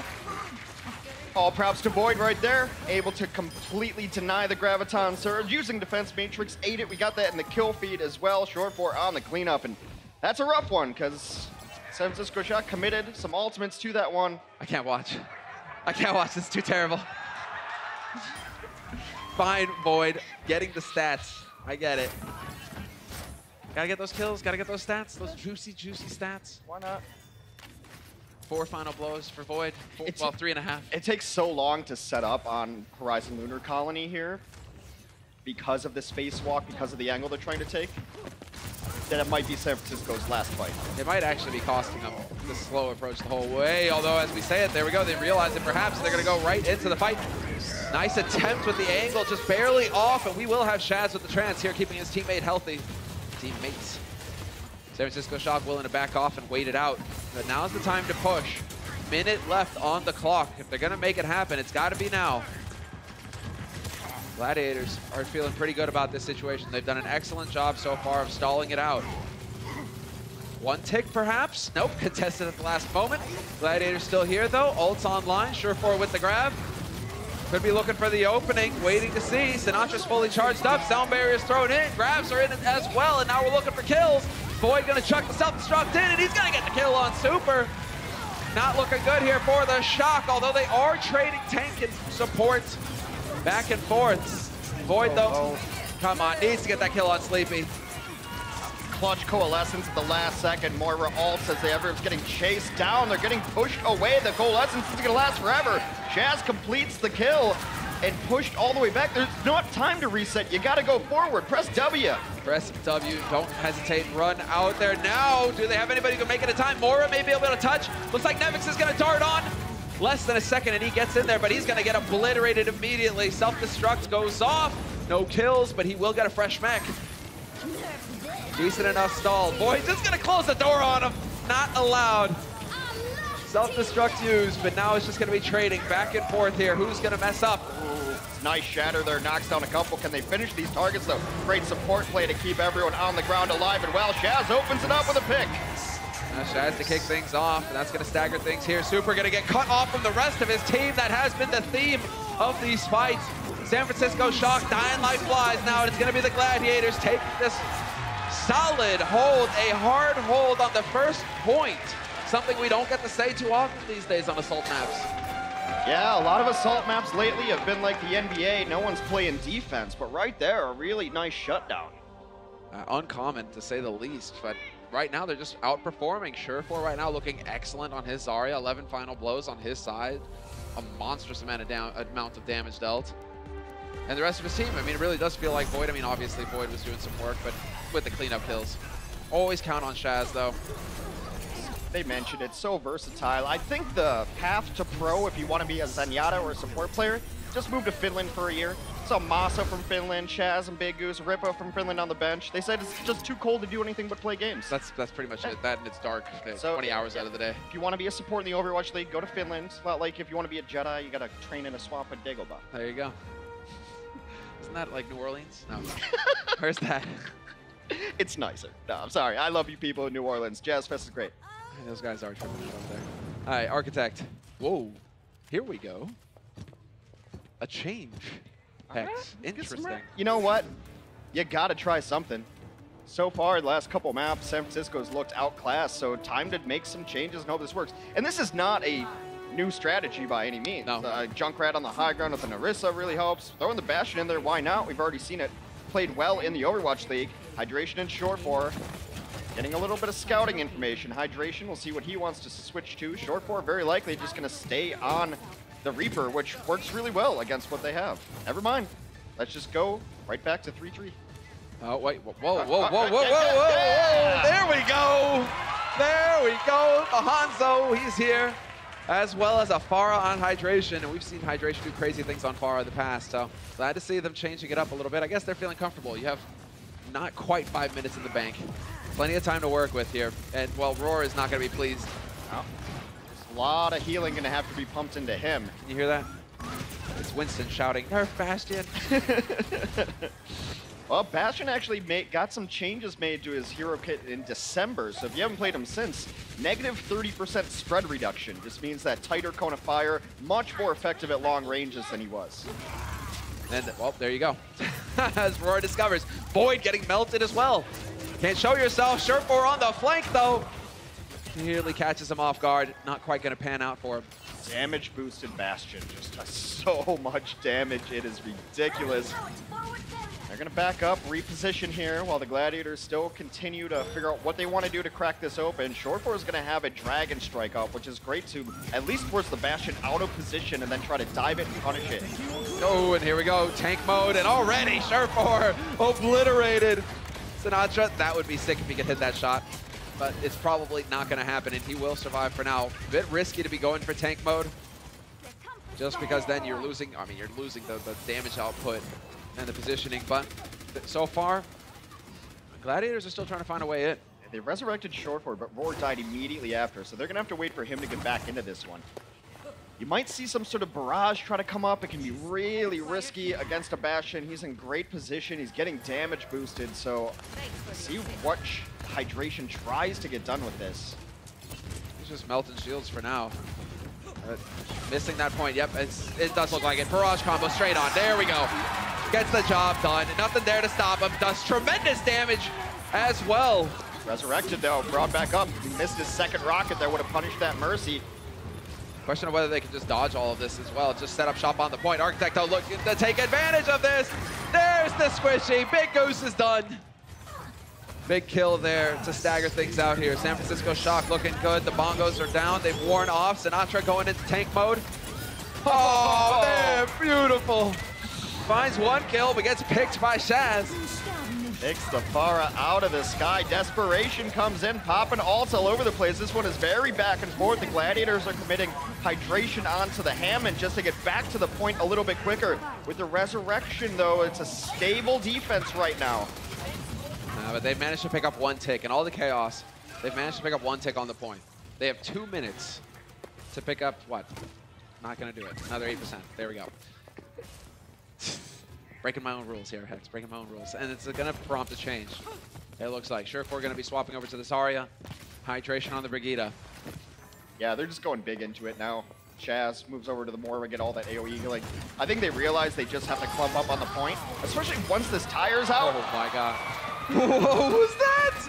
Back to spawn, boys. Whether you want to or not, it's time to reset there, and Hydration gets taken out late.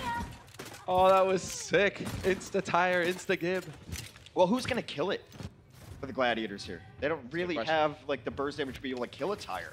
Especially Surefour just moved on to the Zarya. He's got no energy, so really nice play with the tire. But now they know that's out of the mix, so might even be more inclined to clump up now. It's time to get in here, guys. You're running out of it. 1:15 left on the clock here for the Gladiators. And it is going to be the assault on the high ground. Roar playing it safe. Doesn't want to overextend. Hydration, though, shows no fear. Deletes Sinatra immediately. There's a big kill to kick things off. That's why they call Brigida the Tracer Eraser. Hits that combo on her, and she's gone out of the map. If it lasts a little bit longer, she'll be able to get back in. Trying to isolate the main tank yet again. Well, Trance is used. Valk as well. Going to be very difficult to find a follow-up kill here on San Francisco Shock. Focus on the bongos. Bongos are dead. And now it is just out and out chaos on the point, trying to find a target to focus here, the Gladiators, and eventually they will. Super and Sinatra are out of it. Sleepy dead as well. The backline getting picked off one after another here. And the Shock is looking grim. 30 seconds left here for the Gladiators to get it done, and they are right on the edge. Super doing the best he can to hang in there. But this should be it. The Gladiators will succeed and take the lead in this series 2-1. Shaz and Big Goose looking very satisfied. Very happy with this result. And a frustrating loss there for San Francisco Shock. But we're going to be taking a break, and when we come back, we'll see if the Los Angeles Gladiators can get it done in 4. The Overwatch League is powered by Intel. Game, record, stream without compromise on Intel Core i7. And by Omen by HP, the official PC and display of the Overwatch League.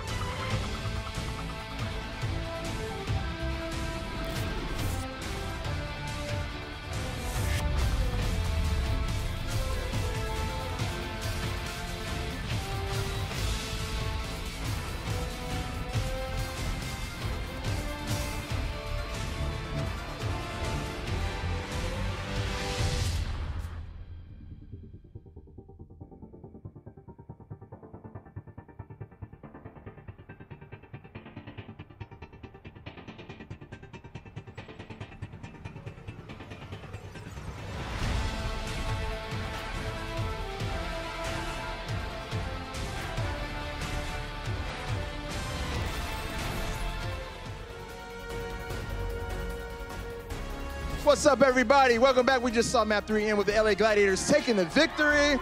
And I'm here with a guy you might know from Community, The Soup. You might know him from hosting the Game Awards, Joe McHale. Everybody give it up for Joe McHale in the building. Thanks. How you doing, bro? Thanks for remembering, you guys. Thanks for remembering. I'm excited to be here because now we're winning and we're going to beat San Francisco. Word up. Yo, is this your first time here at the Blizzard Arena? This is my first time in the arena, but I got interviewed here a couple times by Jay Leno. Jay Leno is one of the oldest people in the world, guys. And I don't know if your great-grandparents remember him. So, yeah, so it looks a little different than when that show was on. Yeah, you've been having a good time here so far, man? It's very great, especially now that we're beating San Francisco. All right. So, I don't know if you guys noticed, but this guy is a Gladiators fan. He might be the #1 or maybe #2 to hydration man. Yeah, hydrate. Yeah, he's well hydrated, as you can see. I'm sure his parents are proud. All right, so from my understanding, you actually know the chant, right? Can you give us a little bit of the Gladiators chant? Shields up? Yeah, shields up. Y'all want to chant with the man? One more time. Give it to him one more time. Shields up! Shields up! Isn't that so much power? Don't you love it? I think they're up. Yeah, up. That's right. They're up. Does San Francisco have a cheer? That's what I thought. Ooh, spicy. Well, Joe, yo, man, thank you so much for coming out and hanging with us. It's much appreciated. And we're going to go ahead and get into map 4. I'm going to send it on. Wait, you got something else to say? Go ahead, get it in. No, they're going to kill me now, the San Francisco fans. All right, well, let's get you ran out of here and send things on over to our caster, Similar and Hex. Take it away, boys. Big Goose. That was brilliant. All right, I'm a fan now. That's great. Well, that just implies you weren't a fan before. I didn't know who he was before you had to tell me. I mean, he's talking about Jay Leno. All I know about Jay Leno, he's got like a collection of cars, and he likes to drive around in them and wave to people. That's trillion cars used to do walk out, like shake hands with the eyes. Hey, how you doing? How you doing? Yeah. There's a big picture of his face outside of the studio. There is. That's right. The thing. It's like, who's that guy? Oh yeah. Yeah. When people ask me, I'm like, I work in Jay Leno's old spot. And they're just like, who? Well, as far as the match is concerned, guys, we're going to get back into it. We're on map 4 now, and a substitution has been made. Choyobin is being brought back into the fray. Nevix has been benched. That probably means not in that way, though. I mean, he's still on the active roster. But, he's just back there in the room. Thanks for clarifying, buddy. Very likely means they want to run a diva like 100% of the time. Who knows? It's just, it's that euphemism, right? You know, it's like, oh, we benched him. It's like, no, you cut him from the team. Yeah. But that's what everybody. No, he's just on the bench. No, you cut him from the team. Like, don't worry, there's an actual bench in Overwatch. So, Rialto, last map, Hex. Rialto, very likely gonna see more 3 tank, 3 support. It's been very popular. I just want to see some more Lucio play, knock people off the bridge early on. After that, it's kind of hard to get environmental kills, but there's a lot of water here. Time to take a dip from the Lucio. Such peaceful music too. See myself in the canals, drifting along, sipping on some Chianti, eating some fava beans. Oh, jeez. I actually watched that movie this morning. That's so good. Los Angeles Gladiators up 2-1 as we go on a cruise. You ever been on a gondola? I have not. I was at one at the hotel that pretends it's Italy in Vegas. They have seatbelts in it. It's hilarious. Oh, yeah, the one in Vegas. That's right. Why would you want to be strapped in to a gondola if it flips over? If it flips over, you're a dead man. The first idea ever. That's it. All right, but we're in an actual gondola in a virtual game here now as the San Francisco Shock and Gladiators move on to map 4 here. Gladiators up 2-1, looking to bring this one home. San Francisco Shock trying to stay alive and stay undefeated in the Overwatch League by sending us to map 5. We're going to find out Big Goose, of course, with the fancy footwork. Definitely expect to see more of that from him. And for now, just the Gladiators trying. Well, it's so tough to make progress on this map at all. Oh, Big Goose getting over here. Big Goose is on the flank. Yep, he's looking for it. He's looking for it. Misses his timing though. Just barely misses his timing. You can see it though. The clever Lucio play. Wanted him knock him off the bridge into the drink. He might be telling his team to let him get to second point so he has another chance at it on the bridge. Architect able to take down his opposing number. Listen, Hex, you can't always have the highlights, though. Big Goose, you got to be like, hey, you're a team player.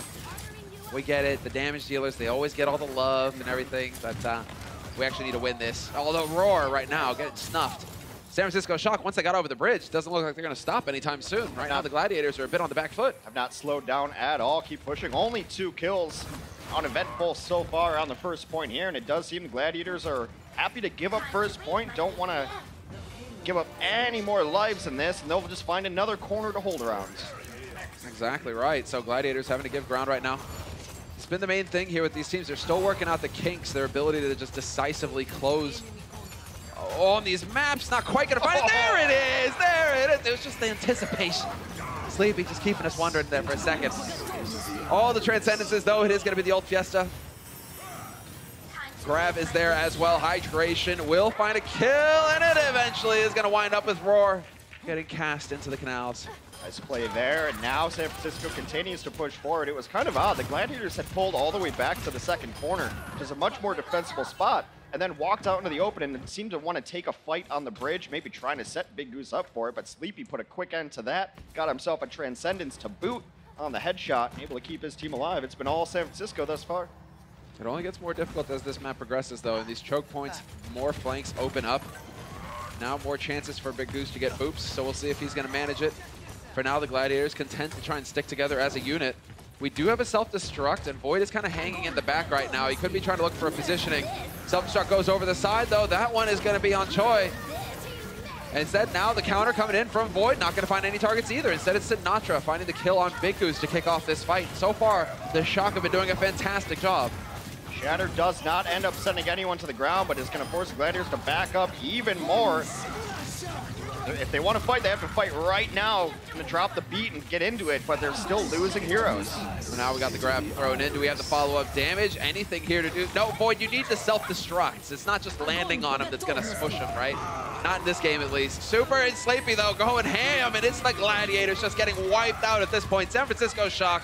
3.5 minutes on the clock, and it's looking like they're going to pick up the second point. Counter grab. The Los Angeles Gladiators threw everything they had into that fight. They lost someone early and then decided to use ults at a desperation hold there. Unable to do it. 15-1 is the score at eliminations, obviously in favor of the San Francisco Shock. A very one-sided affair. Curious if the scrims have been looking a bit squiffy here for Gladiators on this map in particular. It's not the level that we've seen so far in this match. Not looking quite comfortable. They're in trouble right now. They don't have any ultimates to work with. They're going to try to defend out here and maybe get another chance, but it's so rare to see people really have this kind of blazing fast time on Rialto. There's so many good defensive strongholds. Exactly right. It makes me wonder just how much prac Gladiators have been getting in on this map, because right now, Shock, they're just steamrolling. They're getting very close to the end here. Not something we get to see too often on this map. In San Francisco, they've got all the tools. The Shatter here on Super. Hunting for targets. We've got the rally up on Architect. It looks like Super wants to take a poke. A little bit of the aggro play from him. Rally used by Hydration, getting everybody beefed up, and the self-destruct thrown in. Not going to find any kills. Doesn't find a shield either, and so right now, it's the Shock just kind of waiting patiently. It can be very difficult to try to push into this last point. Not a whole lot of great flanks. It's just that one choke, so you're going to be eating fire strikes, and Zarya beams as well trying to come in, so they're just going to rally up, try to go. He's getting it. Oh, there it is. That's huge. Choyoban gets it with the D-Matrix. No grab. This play for the Gladiators. Surefour gets it done the old-fashioned way, though. Still melts Sinatra. That's rough, because Sinatra had grab. They wanted to counter-grab that one, and with those 2 kills, it seems like the Gladiators are back to the drawing board. Brigida stayed behind. They don't know that she's there. They're going to try the back cap. Does it work? Does it work? Does it work? He's barely squinching it forward. He's doing it. It's going to happen. No, it doesn't quite. Hydration is close enough to realize what's going on. Ah, now caught out. Architect punished for his attempt at the back cap behind. Still, he did get it really close. A little bit more progress there. Clever. I like it. I like it. Points, but doesn't pan out still. San Francisco Shock, they've still got an edge in terms of ultimates. Still got a way through here. Very patient stuff from them. Sinatra's up, he's got high energy, gonna be looking for a grab. You wanna get the Diva out of her mech so she can't defense Matrix at first, but sometimes you can also just find really cool angles. Exactly, you can use these pillars to try and hide it from angle of sight. Super's dead. That Super is already cut off once again from the team. 2 minutes on the clock here for the Shock. Lost the main tank, and once again, Gladiators just going to push them right back out again through the choke points. Yeah, it's going to give them time to get their other support ultimate up as well. So now grab, Baton, Surge, and any combination into it is not going to be as effective as it would have been. Nice buying time there. They won that fight only using the rally and then isolating Super. But that's been the name of the game for the Gladiators for quite some time. Looks like they were a little shifty there at the beginning of this map, but they seem to be getting back to the core strategy, which is focus the tanks, cut them off, pick them off, and then that's the end of the fight. So for now, Surefort, long range, just chucking nades in. It's also a good scouting device because you get an indicator when you do damage. Just shooting around blind walls helps you know where the team is. He's got eyes on Choi right now. Curious to see, does he know if the D-Matrix is on cooldown or not? Choi has been really holding on to it, not wanting to use the D-Matrix so that he can't counter the grab. That would be disastrous, but it is going to go through. Surefort finds his opening, self-destruct, knocked into it, and unfortunately that knocks Super into position to block the blast. Self-destruct over the top here, however, and this could be disastrous. There it is, Choi with the triple. All the damage that the Shock were looking for so patiently. A minute on the clock, and now they should be able to push this through to victory. Just cleaning up here. I'm not entirely sure how they ended up getting that self-destruct off. Maybe Greta walked behind with a bash to drop the shields. No matter how they did it, finishing Rialto, something to be proud of. That is not something we get to see very often at all. Map.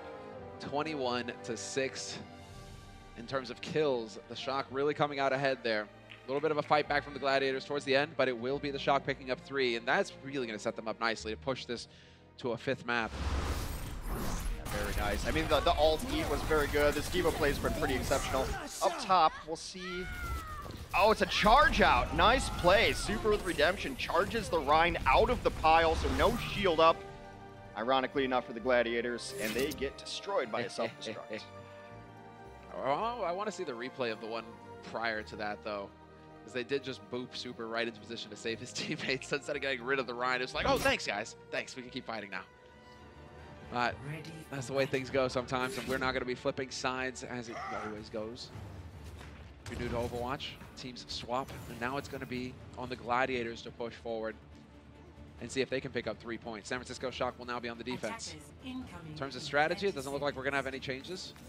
It is a very traditional 3 support, 3 tank map.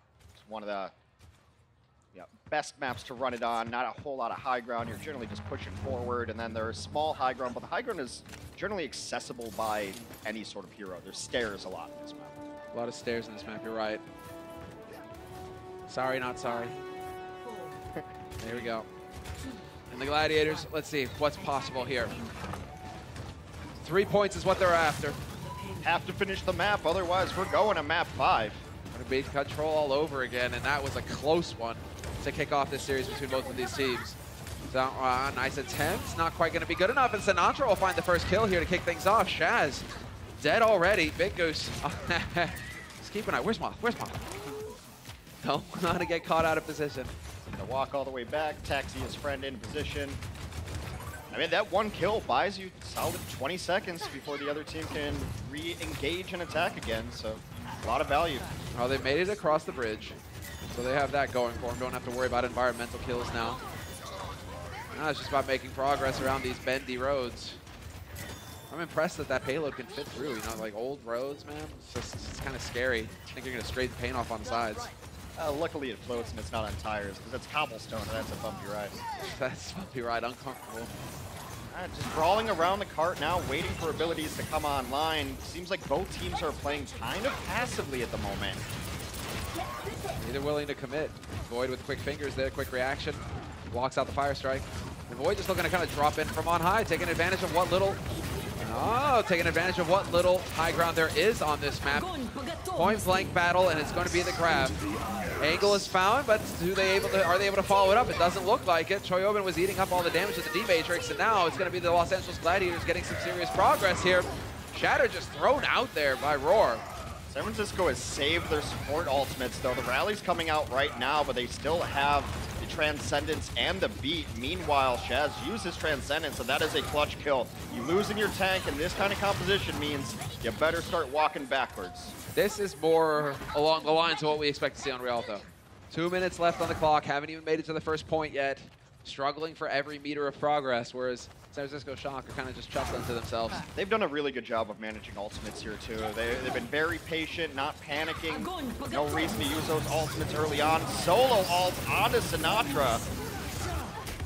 It's just like eventually he will die, but that's not the case. Architect will be the one to get blown up. Counter self-destruct finds Shaz as well. Somehow these kills coming through. Super once again finds himself caught in a corner. This time, however, he will get topped up. It will not mean his death. Gonna wait and not do damage to this baby diva. Call it a stagger effect. You don't kill her right away. Now it takes more time to respawn and get back into the fight. Only 1 minute and 20 seconds remain, or we're going to a decisive map number 5.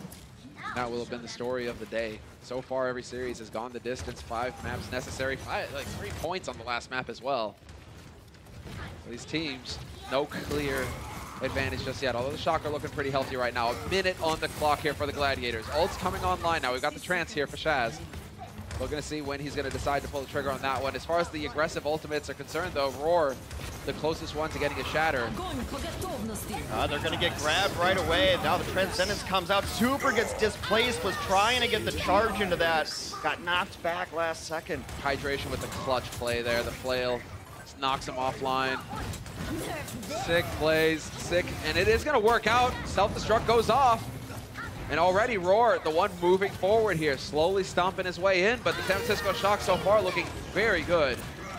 Just giving ground, playing patient, and just going to try and take the fight at the choke. You only need one more fight. They are going to have feet to drop and a hammer to slam down on as well. Just rallied. Everybody is so armored up right now. Going to be hard to find a kill for the Gladiators. It really is. Look at that. All that yellow on the health bars, that's armor.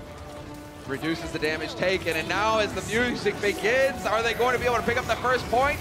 This is where it starts to get chaotic, and yep, sure enough, triple coming through from Void, the big self-destruct kill, and they will get a little bit more time to work with here, the Gladiators. 2.5 minutes added to the clock. Clutch play at the very last second there. 2 minutes added to the clock, as you mentioned. That's still a long ways to go. A lot of cards to push before you're going to get another extension. Exactly. It's going to get into that overtime scenario here, because as soon as they get stalled out, you can see San Francisco Shock obviously want to take a fight early. Just moving in. And so, there we go. Progress halted. Shock in position, and now the Gladiators, once again, we turn into the staring match. I feel like this is the good, the bad, and the ugly. But where is the grave? Where is the grave for them to drop into? Super goes down first, which has been a theme of every fight that the San Francisco Shock have lost, isolated, and deleted. Sleepy will fall soon after, and the Gladiators will continue to push onward. Solid work. And Big Goose even holding on to the sound barrier. We have those key ultimates here. So the Gladiators doing a good job of managing ults. San Francisco looking to do the same, but both of the support ults, the big ones at least, out of it. Architect, though, will have rally. So now is going to be the next fight right in the bend. In San Francisco Shock, all they need to do is just stall it. Just take your time. Really force Gladiators to be the ones to make the move. Yeah, Sinatra's trying to take this high ground here, which is a great position for the Zarya. No one can really do a whole lot about it. So in maps where you see a position where Soldier 76 usually would be, in a 3-tank, 3-support meta, Zarya is filling that role. Yep, and there we go. Gladiators, they have to make progress. They have to move forward here, and so they're kind of trading positions now. Nice move there from Big Goose, knocking him out of position. Sinatra cut off from the rest of his team. Super not getting the support. He does somehow survive, gets his shield up in time, and they're so close now to picking up the second point with the grabs going down. Now the self-destruct combos, one after the other. Sleepy takes down Hydration with a headshot. But we do not look like we're going to be getting any of the big self-destruct kills. Shaz caught in the corner, not the place you want to be. And then he's put in it. Not going to help him, though. Roar is gone, and 30 seconds on the clock here for the Gladiators, but it is not looking likely. It's going to be interesting to see where the Gladiators try to attack from, and if they're even going to get a chance, because I think this is smart from San Francisco, pushing them all the way back. It's a long walk to get to the payload right now. They might try to have to cut through the house. Time's running out, though. 10 seconds. Gladiators have ultimates ready to go. Need to everybody smash Q at the same time. They need to sprint. They need to sprint right now. Self-destruct just not quite going to do it. Even if Roar is going to get the charge. Super way out in the middle of nowhere. Big opportunity now for the Gladiators. Big Goose, the hero, touches the card at the last possible second. Team nearly lost there, but they will succeed in rallying, and Gladiators once again at the very end will find the second points. This is nuts. 90 seconds remain. Another clutch play at the end to get themselves onto that payload. The Gladiators are not done on this map yet. Only with a minute 20 though. They might just have one fight here because reinforcement time is so long from spawn. So San Francisco could wait, play patient, and only take one fight. So close, though. But you're right, they do have to just play the corners here, San Francisco Shock. Paying back, the onus is on the Gladiators. Third point is necessary for them. They've got it 60 seconds, you just heard it, so now it's all or nothing. Shaz has got the trance online.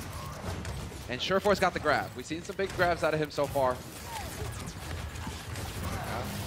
Cheeky rotation, but San Francisco Shock is aware of it. Grab, catches, 3, self-destruct is... There's the trance, now. Proper delay, Big Goose gonna go boom, he's out of it. Can be able to run his way back in here fairly quickly though. The Shatter is online for Super, he sees his opportunity but has to go for the shield. Perfectly timed self-destruct. Not going to allow for a follow-up, and the Gladiators not out of this. Super getting caught yet again. But Sinatra trading with Surefour. A lot of damage now gone here for the Gladiators. Super's getting discorded constantly. The moment that shield's down, they put the Discord orb on him, and then they never take it off to put it on someone else. He's getting chased down with that Discord. He's been sitting at like 100 health, it feels, all game. Well, 4 seconds. Now this is it, the final fight for the Gladiators. Can they tie it up, or will we be going to a map 5? Roar taking position, scouting it. Moth just flying around up high in the rafters. Perfect place for Lucio to be. He doesn't have to worry about coming down anytime soon. A stirring contest. Ultimates now coming online for supports on both sides of things. This one's going to take a little bit. A lot of sustain on the field. Graviton Surge up for Sinatra. There it is, the opening. Perhaps. Grab gets thrown in. Surefour's got a grab of his own. Could decide to put it in. Yes, he will. Both of these teams grouped up, gathered. Sound barriers are in. Los Angeles Gladiators, though, delayed theirs just a second longer, and that's going to pay off. Sinatra and Super both dead. The Gladiators, this might be a theme. Third time's the charm. They might pull it off. Self-destruct thrown in by Choyobin, but they will have the shields necessary to cancel it out, and it's looking good here for the Gladiators. Moth doing the best he can, but it's not going to be enough. Tied up at the end, 3-3. The Gladiators. Perhaps a little bit of ult mismanagement at the end from San Francisco. They used both of their Transcendence early.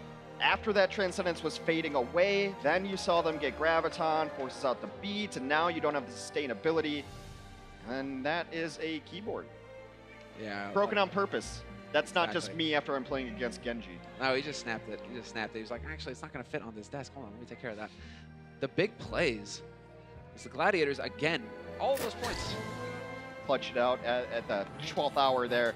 Now you see the time bank difference, not so much. 155 for San Francisco. Despite a much better defense. The overtime rules are a little bit interesting, so we give a minute to the Gladiators on their attempt. 155, I think that's kind of negligible. Well, minute is what they have to work with. 20 seconds on the clock. Doesn't look like any team is willing to change up the strategy. And why would they? I mean, they've succeeded. Gladiators have cut it a bit closer, but both teams have succeeded. Yeah. The old adage, if it ain't broke, don't fix it. So the D.Va players, 9 self-destruct kills. They got to pump those numbers up, Hex. They got to pump those numbers up. I don't know if I approve. You're quite the self-destruct connoisseur. Indeed. All right, here we go. Sticking on the cart. Just going to be about it. We'll see if anyone goes for a flanking Lucio. Not going to be the play. I mean, Big Goose is always flanking, but... Just so far up there. You can really get that height with the Lucio. I mean, it's a map that's pretty much made for him. Get in there, and now progress. Let's see, Gladiators. 30 seconds counting down, and this is going to be it. They need to stay alive at all costs on the cart. Taking just a little bit of damage right now. It's a bit of a tickle fight. Neither team obviously wanting to take the big risk, although as I say that, they're willing to trade it, but good positioning here from San Francisco, sticking together. Thing is that Void stayed on top, and with that high ground, he's able to pump out the damage. Choyobin takes advantage of that and loses his mech. Yeah, big rotation comes in from the Gladiators, and then they put the San Francisco Shock in an odd position, but with Roar going down, San Francisco's gonna start cleaning up kills. No shield to protect them. Nowhere to hide. Sinatra now fully pumped up on energy as well. He's going to be melting people.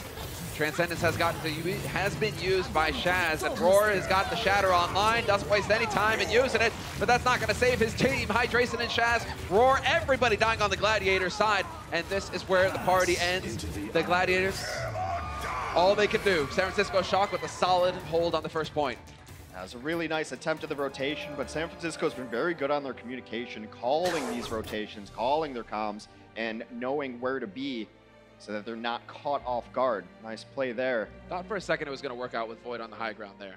It's not worrying about shields, just pumping damage. They're getting low on the shock side, but there was just no kills. Yeah, D.Va just doesn't do enough damage. Yeah, she can't. Then she'd be completely broken. Yeah. So you're sitting up there tickling, but against a composition of these high health pools and all of the healing on the ground, it's just never going to be enough, even with micro missile ability. Void looking a little frustrated with the situation. Now it's about keeping their cool. They know that they can shut them down. Still, 2 minutes. It's a lot of time here for San Francisco Shock to push that payload not that far. Maybe we'll see him stick to it, though. I highly doubt it. But the Roadhog from Architect, that would be funny. Maybe going for the sleep opener as well on Ano. See that every now and again. Yeah, why not? Get a pick. Put someone to sleep. You might just be trying to mess with the Lucio, too. He's always going to be kind of jumping around in weird spots thinking he's invincible. Well, what's interesting here already is that Surefour has gone for the Sombra, and Void is now the one on Zarya. Yeah, I mean, Ana would actually get a lot of work done here because there's no D.Va on the other side. Yeah, nothing to block with the D-Matrix. Yeah, no nades. Because Short4 is onto the Sombra, that means Void gets off the D.Va, moves over to the Zarya. Huge hook from Architect! And it pays off. We're curious about it at the beginning, but it pays off in spades. Surefour going to be able to port his way out of danger, but what a pick to start. Big Goose is going to be able to run his way back into this fight, but they've got so little room to maneuver. His team have got to take it now. They have to go charging in here. Somebody's got to contest. Surefour coming in over the top. Looks like he should be the one, although Big Goose is hanging around now. He's back in this fight. And just adjusting to the situation. Big Goose had been messing around in front of their spawn all the time, and now they finally find a way to punish it. Roadhog's hacked. He's gonna have to take a breather when he's done with this one. I mean, Surefour is basically using him as an old battery. And I'm thinking Architect is actually just gonna run back and change. So at that point, Surefour is just gonna farm up that EMP so fast. He already got 75% just pretty much just off of Architect. And so now Architect is gonna get that Ana in. It's a smart pick. There's nothing to be able to block bio nades or sleep darts, anything like that here. Very smart play. It's something they've done before, something they're coached to do, to exploit the weakness in the other team not running a D.Va. Yeah, good adjustment made. Surefour on high, though. There's the EMP. Comes online, focusing on Architect. Trance has been used as well, so Surefour is just going to throw the EMP out there, gets the silence, and this could be it for the Gladiators. Cleaning up. 30 seconds left on the clock now for the Shock. It started so poorly, but they brought it back from the brink. Big Goose is going to get that boop, and that brings him very close to his ultimate. On the other side, I think Tank's also about to come online. Sinatra and Super both have Graviton and Shatter ready to go. Final fight of this map about to happen. The moment, we'll see. Is it possible? 10-second sub. The hype music has begun. Scoping it out, but we will have the grab thrown in. Nothing there to stop it. Sound barrier goes down, but it's a second too late. The focus fire is too good from the Shock, and they will succeed in tying up the series 2-2. Hex, we're going to map 5. Let's take a tour to Busan, which will be our 5th and final map. Why not? We're going to 2. It's been like that all week. Get all the maps. Let's see them all. All the Overwatch League possible right after the break.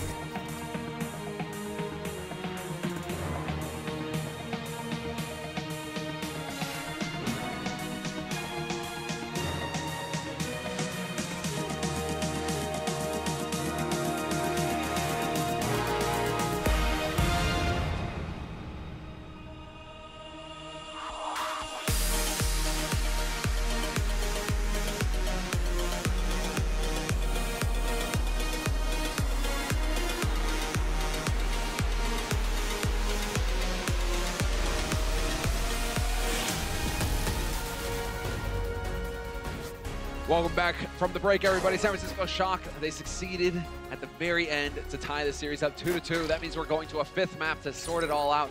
Busan will be our control map. Control maps are really fun. I like Busan specifically because there's a lot of teams that are willing to run damage dealers on Busan. It's got a couple of really nice perches for Widowmakers. Maybe even an Ashe who can get up there too. We've seen a lot of interesting strategies. I think we're going to see a Hammond who ends up being very good on several of these different stages of Busan. And the main thing has been this triple, the 3-3. I mean, I don't mean in and out. Juicy Burger right now would be pretty good, but the 3x3 strategy is just so hard to get kills. It's so hard. Everything is so beefy. You've got so many shields, and so that's why we're not really seeing too many damage dealers. Is because if you run damage up against it, you have to play perfect. Whereas if you've got the tanks, you got the heals, you have room for error, and that's a lot of what we're seeing right now. I think there are still good compositions against it. I think if you start seeing like really ace Sombra play, that it can be very good against it, but it's almost map specific. You want to make sure you have good places to retreat to a Sombra, because really Sombra, if you die, you messed up something somewhere. Because you have translocate, you can get out of there pretty easily. You're invisible half the time, so you're really just providing that utility of EMP to your team. But again, that's map specific. Maybe we'll see some on Busan. Possibly. I'm more excited to see some Widow. If we get some Widow on Busan, I'm just going to be like, Worth, this is great. Yeah, I think Ashe can be good here too. We've seen Giant. You know, if you take those angles, and not only do you have the down the scope sight like a Widow, but you can hip fire if you get jumped on. She's got a better retreat. The grenades as well. And, you know, the crowd's favorite, Bob. Bob. Who doesn't love Bob? Yeah, Bob's a guy. Yeah. Good chaps. You know, when I was a child, they used to call me Bob, which is weird. Because my name is Robert, right? Yeah. But they used to just call me Bob. Baby Bob. This sounds like a meal. All right, let's get into it. Smurf is going to be subbing in for Super. So Super probably thrown in the towel, tired of getting killed every round. He's like, all right, Smurf, you go ahead and die a little bit for me. But this is actually Smurf. Yeah, there's Rascal's going to come in. There we so go. Very likely time to run some damage here. Let's get into it. This seems like, you know, Rascal can run a Pharah, he can run a Genji, he can run a lot of things. He's kind of been all over the league so far. Loving the hair, too. Yeah, looking fresh. And Striker. Oh, yeah. We'll be subbing in for Architect. Yeah, it's kind of interesting because Architect also, you know, he is a damage player anyway. He's just been on non-damage dealers anyway. Striker, a prolific Tracer player in the last year's Overwatch League. Forced to go Widow. He was solid on Widow as well. Not the league's best, but... Yeah. But you could make an argument he was the league's best Tracer. Yes. When he was on Tracer at the beginning, it was monstrous what he could do. I mean, the subs they made make me hopeful that we might even just see Dive. Because now you've brought in a Winston player, you brought in someone who can play Genji, and you brought in a Tracer ace. So... Let's do it. That would be like the throwback at this point. Like, what is this strategy? Well, I mean, we'll have to explain it to the people. You will actually have to explain it. We haven't really seen much of it. I mean, we have seen it. I can't remember which. A little bit, yeah. But we have seen it. I was just like, oh wow, what a surprise. I think Busan, if we do get the prophecy coming true where it's damage, it's going to just start being people's favorite map because we've seen a lot of really interesting and kind of wacky, wild stuff. Well, in terms of the players right now, they're getting set up, obviously, guys. And so there's going to be a bit of preparation going into it. The Gladiators themselves doesn't look like they've gone for any subs, so they're going to be sticking to their guns. I mean, you got to do better than overtime every point. You got to be a bit more decisive than that. You know, this last map, Rialto was cutting it a bit too close for the Gladiators. Yeah, it would have been kind of tragic, actually, had San Francisco lost that. After, like, their defense was just far superior, but the way overtime rules work and time banks work, they got a minute. Well, you know, so... 2.5 minutes on the first San Francisco, their defense was just straight up stronger than the Gladiators' defense. Oh, they were looking good. So it's a deserved win. That's the thing. That's the thing. In all these teams right now, this is just that feeling out moment at the very beginning as we go into the map set. Busan, as you can see, will be our 5th map, but we're still feeling it out. All of these teams right now still figuring out the strategies, the meta that is to be played around, although it does really seem like we are settling on the 3 tank, 3 support strategy for now. It seems a little bit more prolific today as teams have come in to play their second matches of the week rather than their first match. First match seemed a little bit looser, a little like, let's try some stuff out. Now it's like, okay, let's just get a victory. Let's play 3 tanks and 3 supports. It's really strong. It's a really, really strong composition. Well, we've got Striker.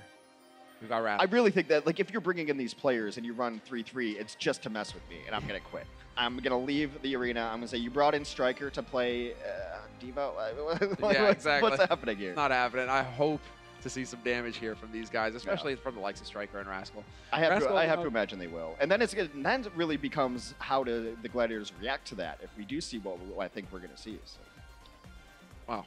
I'm curious, because Surefour is capable. He's shown it in Yeah, the past. yeah. I wouldn't mind Surefour's McCree to get going again. And also, I mean, he won our Widow v Widow competition at the All-Star break last year. So a very capable Widow would be putting it lightly.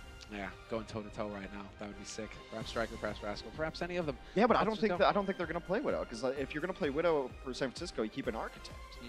Architect's an insane Widow. That's true. It's also very good Genji, so this must be a very specific composition they want to run. Something that they practiced. Yeah, hopefully.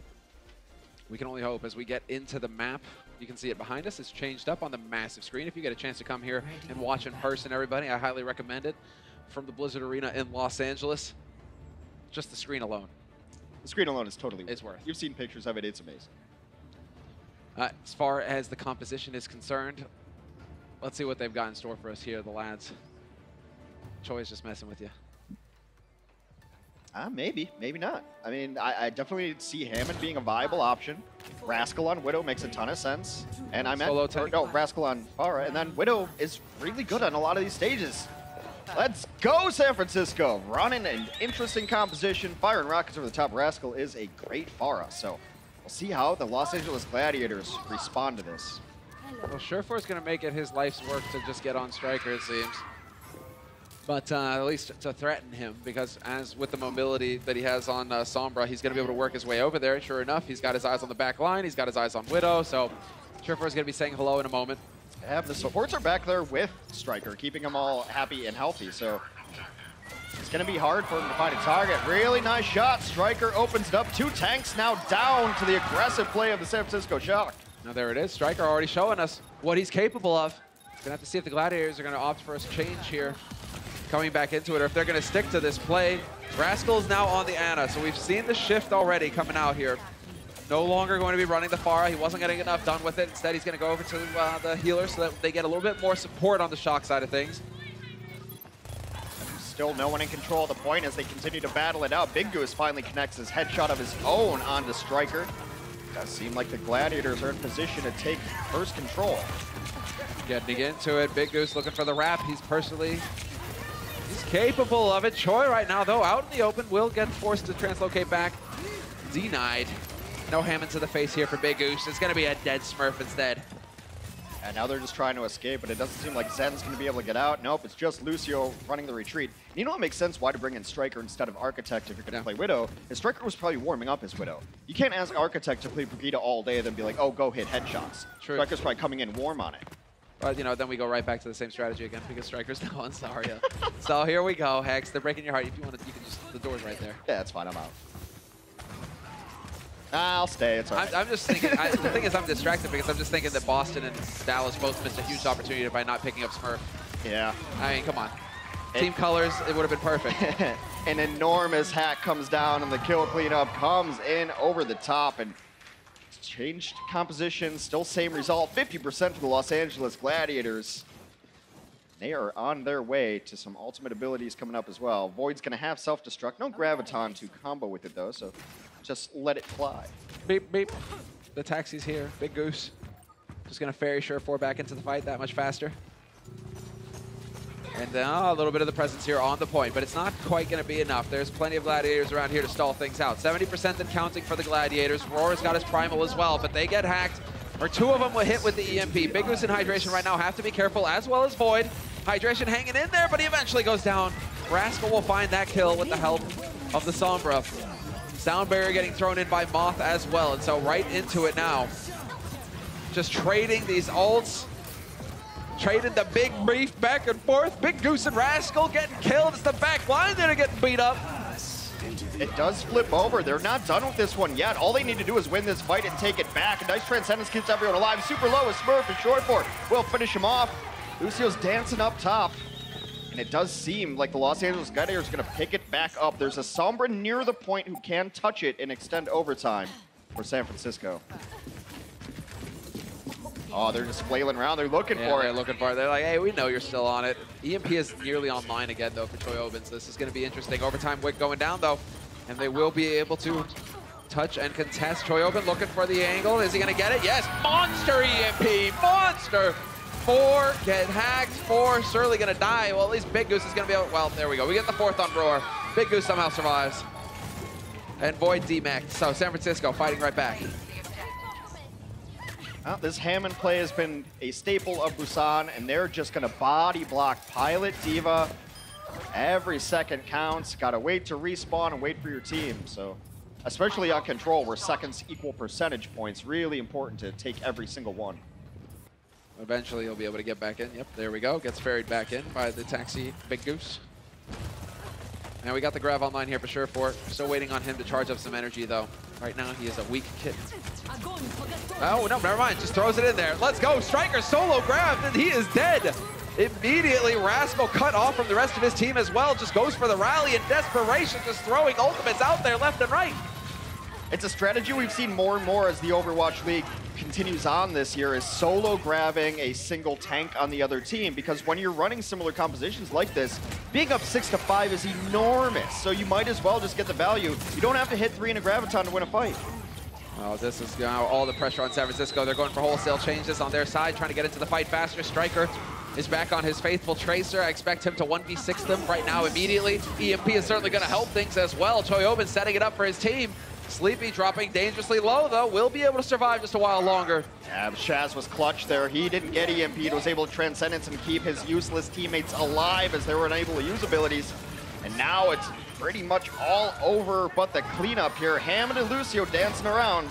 Yeah, I'm sure 4 finds a kill on Rascal. It's just going to be Choyobin. Choyobin, oh, never mind. Solo sound barrier from Moth. But that's only going to draw it out a little further here, as it will be the Los Angeles Gladiators picking up the first point. Match point for them. San Francisco seemed like they came into it with a plan, very specific heroes, and then it fell apart and they just started picking whatever. Moved to Zarya, moved Rascal onto Brigitte. I want to see Rascal play Ashe. I want to see Rascal play Genji, Pharah. But do you realize, like, that is going to be the difficult thing, especially because they're not warmed up. Yeah. So it's, you have to play, if you're going to run these damage strats, it has to be finely crafted, and then you're not allowed to make a mistake. If you make a mistake, you're behind in the match. Yeah. And that's what Gladiators are showing right now. They're just like, well, we're just sticking to our guns because we know it works. Yeah. Well, that's what 3-Tech supports really allows you to do, is to make mistakes and cover up for your team all the time with bubbles and healing and so much displacement Shields, of the other team. Stuns. Yeah, it's just, you're trading damage for just a whole toolbox worth of stuff to stay alive and be a nuisance. Now Striker's going to try the Widow again, though. I like it. It's another good stage for it. Well, sure for it. Let's see, Striker looking for it. Smurf got hacked. Looks like he'll survive, though, just fine. Los Angeles Gladiators still working their way in. And Striker will find the shot to kick things off. The headshot on Shaz. Perhaps Really this means nice. the San Francisco Shock will start strong. Striker dropping very low, though. He's going to get top back up. Doing the damage, and it's that one kill that allows him to take first point. He's got a Sombra on him, but going to be healed up and protected by his team. This is a nice little nook. Able to shoot down the sides, just misses the headshot on Shaz. And he's got the whole side as well. He gets the headshot on Roar. He gets the follow-up as well. I love the Hammond and Widow combination. That pile driver knocks people up into the air as easy as shooting clay pigeons. And Roar is like, well, now the walls come up. Great. Could have used that a second ago. Well, he's going to go ahead and bring his own portable wall. Now we get the Ryan into play. So the shields will be there. My EMP is charging. Striker just patient at Yeah, this point. it's kind of an interesting infra site there because everyone was still in spawn. Probably just wanted to scout the information of where they're coming from. Yeah. So now he's in position. Long range, but even more shields to work with. So he's got to be perfect. He has to hit every shot now at this point. Gets a body shot on Shaz. That's not good enough. Headshot. Oh, just barely misses. Opportunities abound, and Striker, he needs to take advantage of them. He's trying to catch them when they're moving and rotating. Once they're all set up like this, it's going to be very difficult to find the angle. Smurf's able to drop a minefield. Short Force steps on it. Nice headshot onto Hydration. Striker's doing some work. Striker is getting it in there. I mean, this is brutal, though. Shaz had to back off. That allowed Hydration to die. Now Striker, hey, there it is. The kill on Big Goose, and it's looking like they will get the flip back. So San Francisco, they give up control only to win the fight, and they're going to extend their lead. 53% and counting. They haven't really even pressured Striker out of his positions. They're kind of lazily throwing fire strikes at him, but they're not really rushing into him, like losing a Lucio to push a tank into him. They're kind of relying on Short4 to just at least be a nuisance, but there's been really good support for Striker on that Widow. And now throw him the curveball. Here comes the Zarya instead. Yeah, the Zarya and Smurf has switched to Rhine of his own. Shaz is back on the Zenyatta though, so they'll have that Discord to actually kill things. And there's a beautiful EMP from Short4 right over the top. Moth was hiding though, so he gets the sound barrier off. Can they get enough focus in here with the Discords? It might be possible to find some kills. Moth caught on the wrong side of the wall from Sleepy. He goes down. There's a chance here for the Gladiators to get it done. Void surviving thanks to his teammates. Choyobin now the only one here on this fight. Pushed him off. The hero swap was interesting in a couple ways because they just want to fight. They have control of the stage and they decide to kind of swap without it. Usually you see a swap after you failed something. So it was really cool strategy to change that up, but it does put you behind in ultimates usually. Being at 92% though, they know they're gonna have time to get to their ultimate abilities up. Getting a Graviton up would be huge for them. So, really nice. Short4 gonna bust out the Cowboy, a McCree in play now. Yeah, I really wanted to shut down Choyobin. Perhaps he's gonna go in for it now. Big Goose caught out in the open. The focus fire isn't there though. Choyobin can't follow up with the kill. Nothing coming from that EMP, and now the support ults are coming online here for the Gladiators. Once again, Shaz gonna have that Transcendence, but it wasn't fast enough to keep his team alive. And McCree's a good answer to Sombra, but Choyobin gets the better of him there. The Graviton up, a solo grab onto the opposing Zarya. Works out just fine. Tanks will fall. San Francisco takes control of the points. Back and forth we go. Hydration solo rallies, trying to get that bonus armor so that he lasts a little while longer. Shaz had to go to the Zoomyata to get onto the point a little bit faster as well. And they're all dying one after another. And this is looking like true to form, Hex. We're going the distance. Last possible point of this series. It's been a fun one so far, but one stage to decide it all. After 1-1 on our tiebreaker in Busan. This guy's got to be tired out there. Yeah, this is brutal. It's a marathon every match. And in these sorts of scenarios where every mistake is going to come back to bite you. I really hope Striker stays on the Widow here. This is the map specifically I was talking about with some really great Widow vantage points that almost no one else can get to. You have to have a flight ability to be able to get up there. And so you just sit on top of the building, wait for them to take the standard rollout, which is dead center straight away, and just plink heads.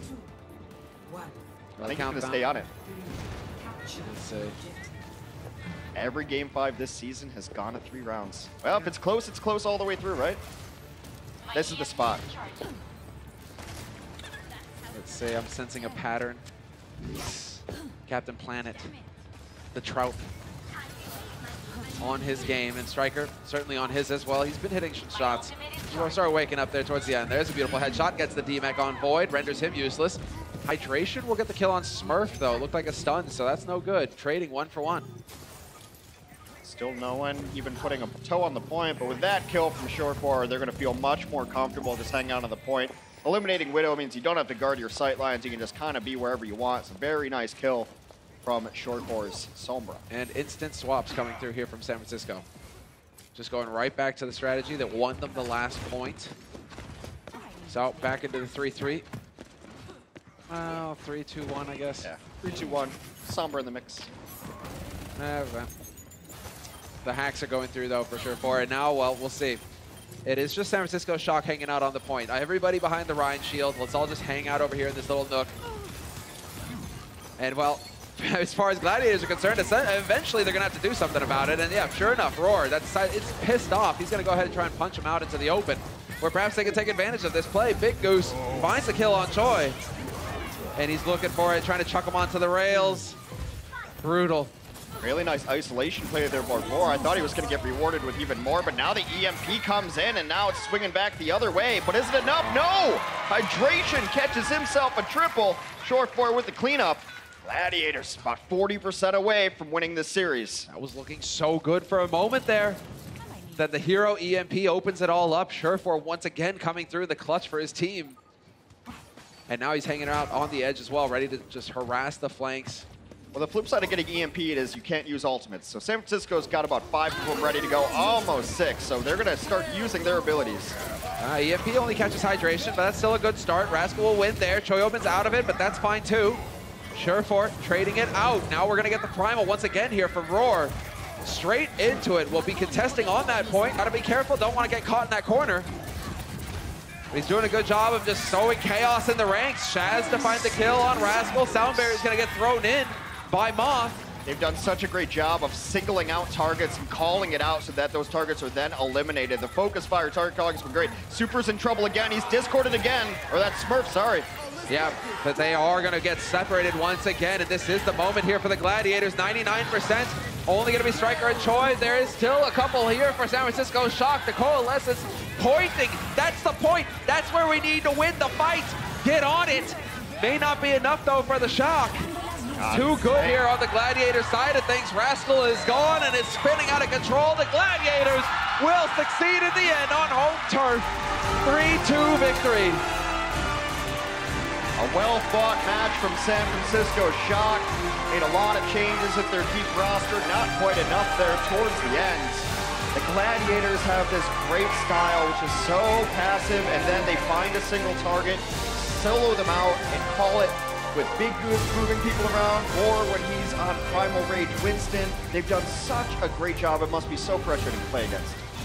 It's when you're just getting picked apart one step after another, when you try and change things up as well and it's not working out for you, so you feel behind in the game. You are behind in the game if you're having to change rosters all the time, trying to adapt. Didn't quite go San Francisco Shock's way today, but still, they held their own against the Gladiators. Gladiators with some impressive play. Big Goose and Shaz continue to be the top tier of support in this league, working well together. They both bring so much of the game, and they're both so well-rounded, as we mentioned in the halftime break. There's not really, I'm a damaged Zenyatta, or I'm a healing Zenyatta, or I'm just a booping Lucio. They really have their game all figured out. So now we're gonna go ahead and hand it over to our sideline reporter for an interview. Thank you guys so much. Shields up, Gladiator fans. I have Shore4 here for a quick interview. Shore4, so Monte Cristo actually put you guys 5th and San Francisco Shock 1st on his power rankings. I'm just gonna leave it at that. Do you have anything you want to say to Monty? I mean, Overwatch is pretty hard to predict, so. Ooh, nice. I think Monty heard that. I'm pretty sure he heard it. Alrighty, next up, your next match will be against the Paris Eternal, who had a very strong and very dominant first showing. How do you think the Gladiators are going to match up against them? I think if we play like we did today and just iron out some more stuff, then I think we'll be fine. I mean, GOATS is all just about being disciplined and not being nervous and making sure you take fights when you need to and making sure you don't get caught out. So as long as we just play like we did today, I think we'll do well. Alrighty, very good insight. Everybody give it up for Shore4 one more time. That's it for the interview. Back to you guys, Hex and Sumler. Thanks very much, Danny. Well, that's pretty much it. You know, Shore4, he's just laying it out there. Like any team. He let Monty off the hook. He did kind of let I would have roasted him. I mean, come on. It's like, what do you have to say to Monty? I'm be right next time. That's a start. A whole list. Let it out, Hex. Let it out. Yeah, you got more? You got more? You want to throw out there? It's all right. I do have to spend the rest of the year with Monty. So. We do have our player of the match, and it is no surprise. The goose is loose. It's Big Goose. It turns out the beak was pretty sharp today. He got some serious work done. Many boops were had. Many clutch sound barriers. Yep. Player of the match, sponsored by Omen and HP, and you see it time and again with Big Goose. Gets around them and just knocks people into his team. It's got to be so terrifying to try to play against a Lucio where he's always around you, he's super aggressive, and never gets punished for it. That's why you saw the Roadhog pick on Rialto. They're just tired of it. They're tired of Big Goose messing around. They couldn't hit him, so really well played there. Hits, barriers, amp healing, so many environmental kills. Like, you can't say enough about this guy. But he's also a constant threat to you as a Lucio. He's not just chilling in his backline, just keeping people healed. He's going after your backline. I'm just getting distracted a little bit by Matt doing his Lucio impression. Raise the roof. I'm impressed, Matt. You got true talent. You got to do that on camera next. Yeah, this is going to be it, guys. We have our final match of the day coming up next. And that is going to be the 4th one, the final match of the week. Seoul versus Dallas. Dallas with a rough start.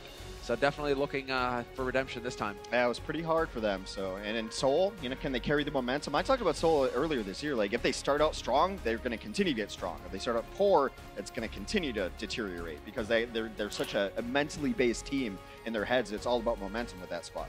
So we're going to be taking a quick break, and when we come back, we will have the final match of the week coming up. after that. The Overwatch League is brought to you by T-Mobile. High ground or low ground, T-Mobile has you covered.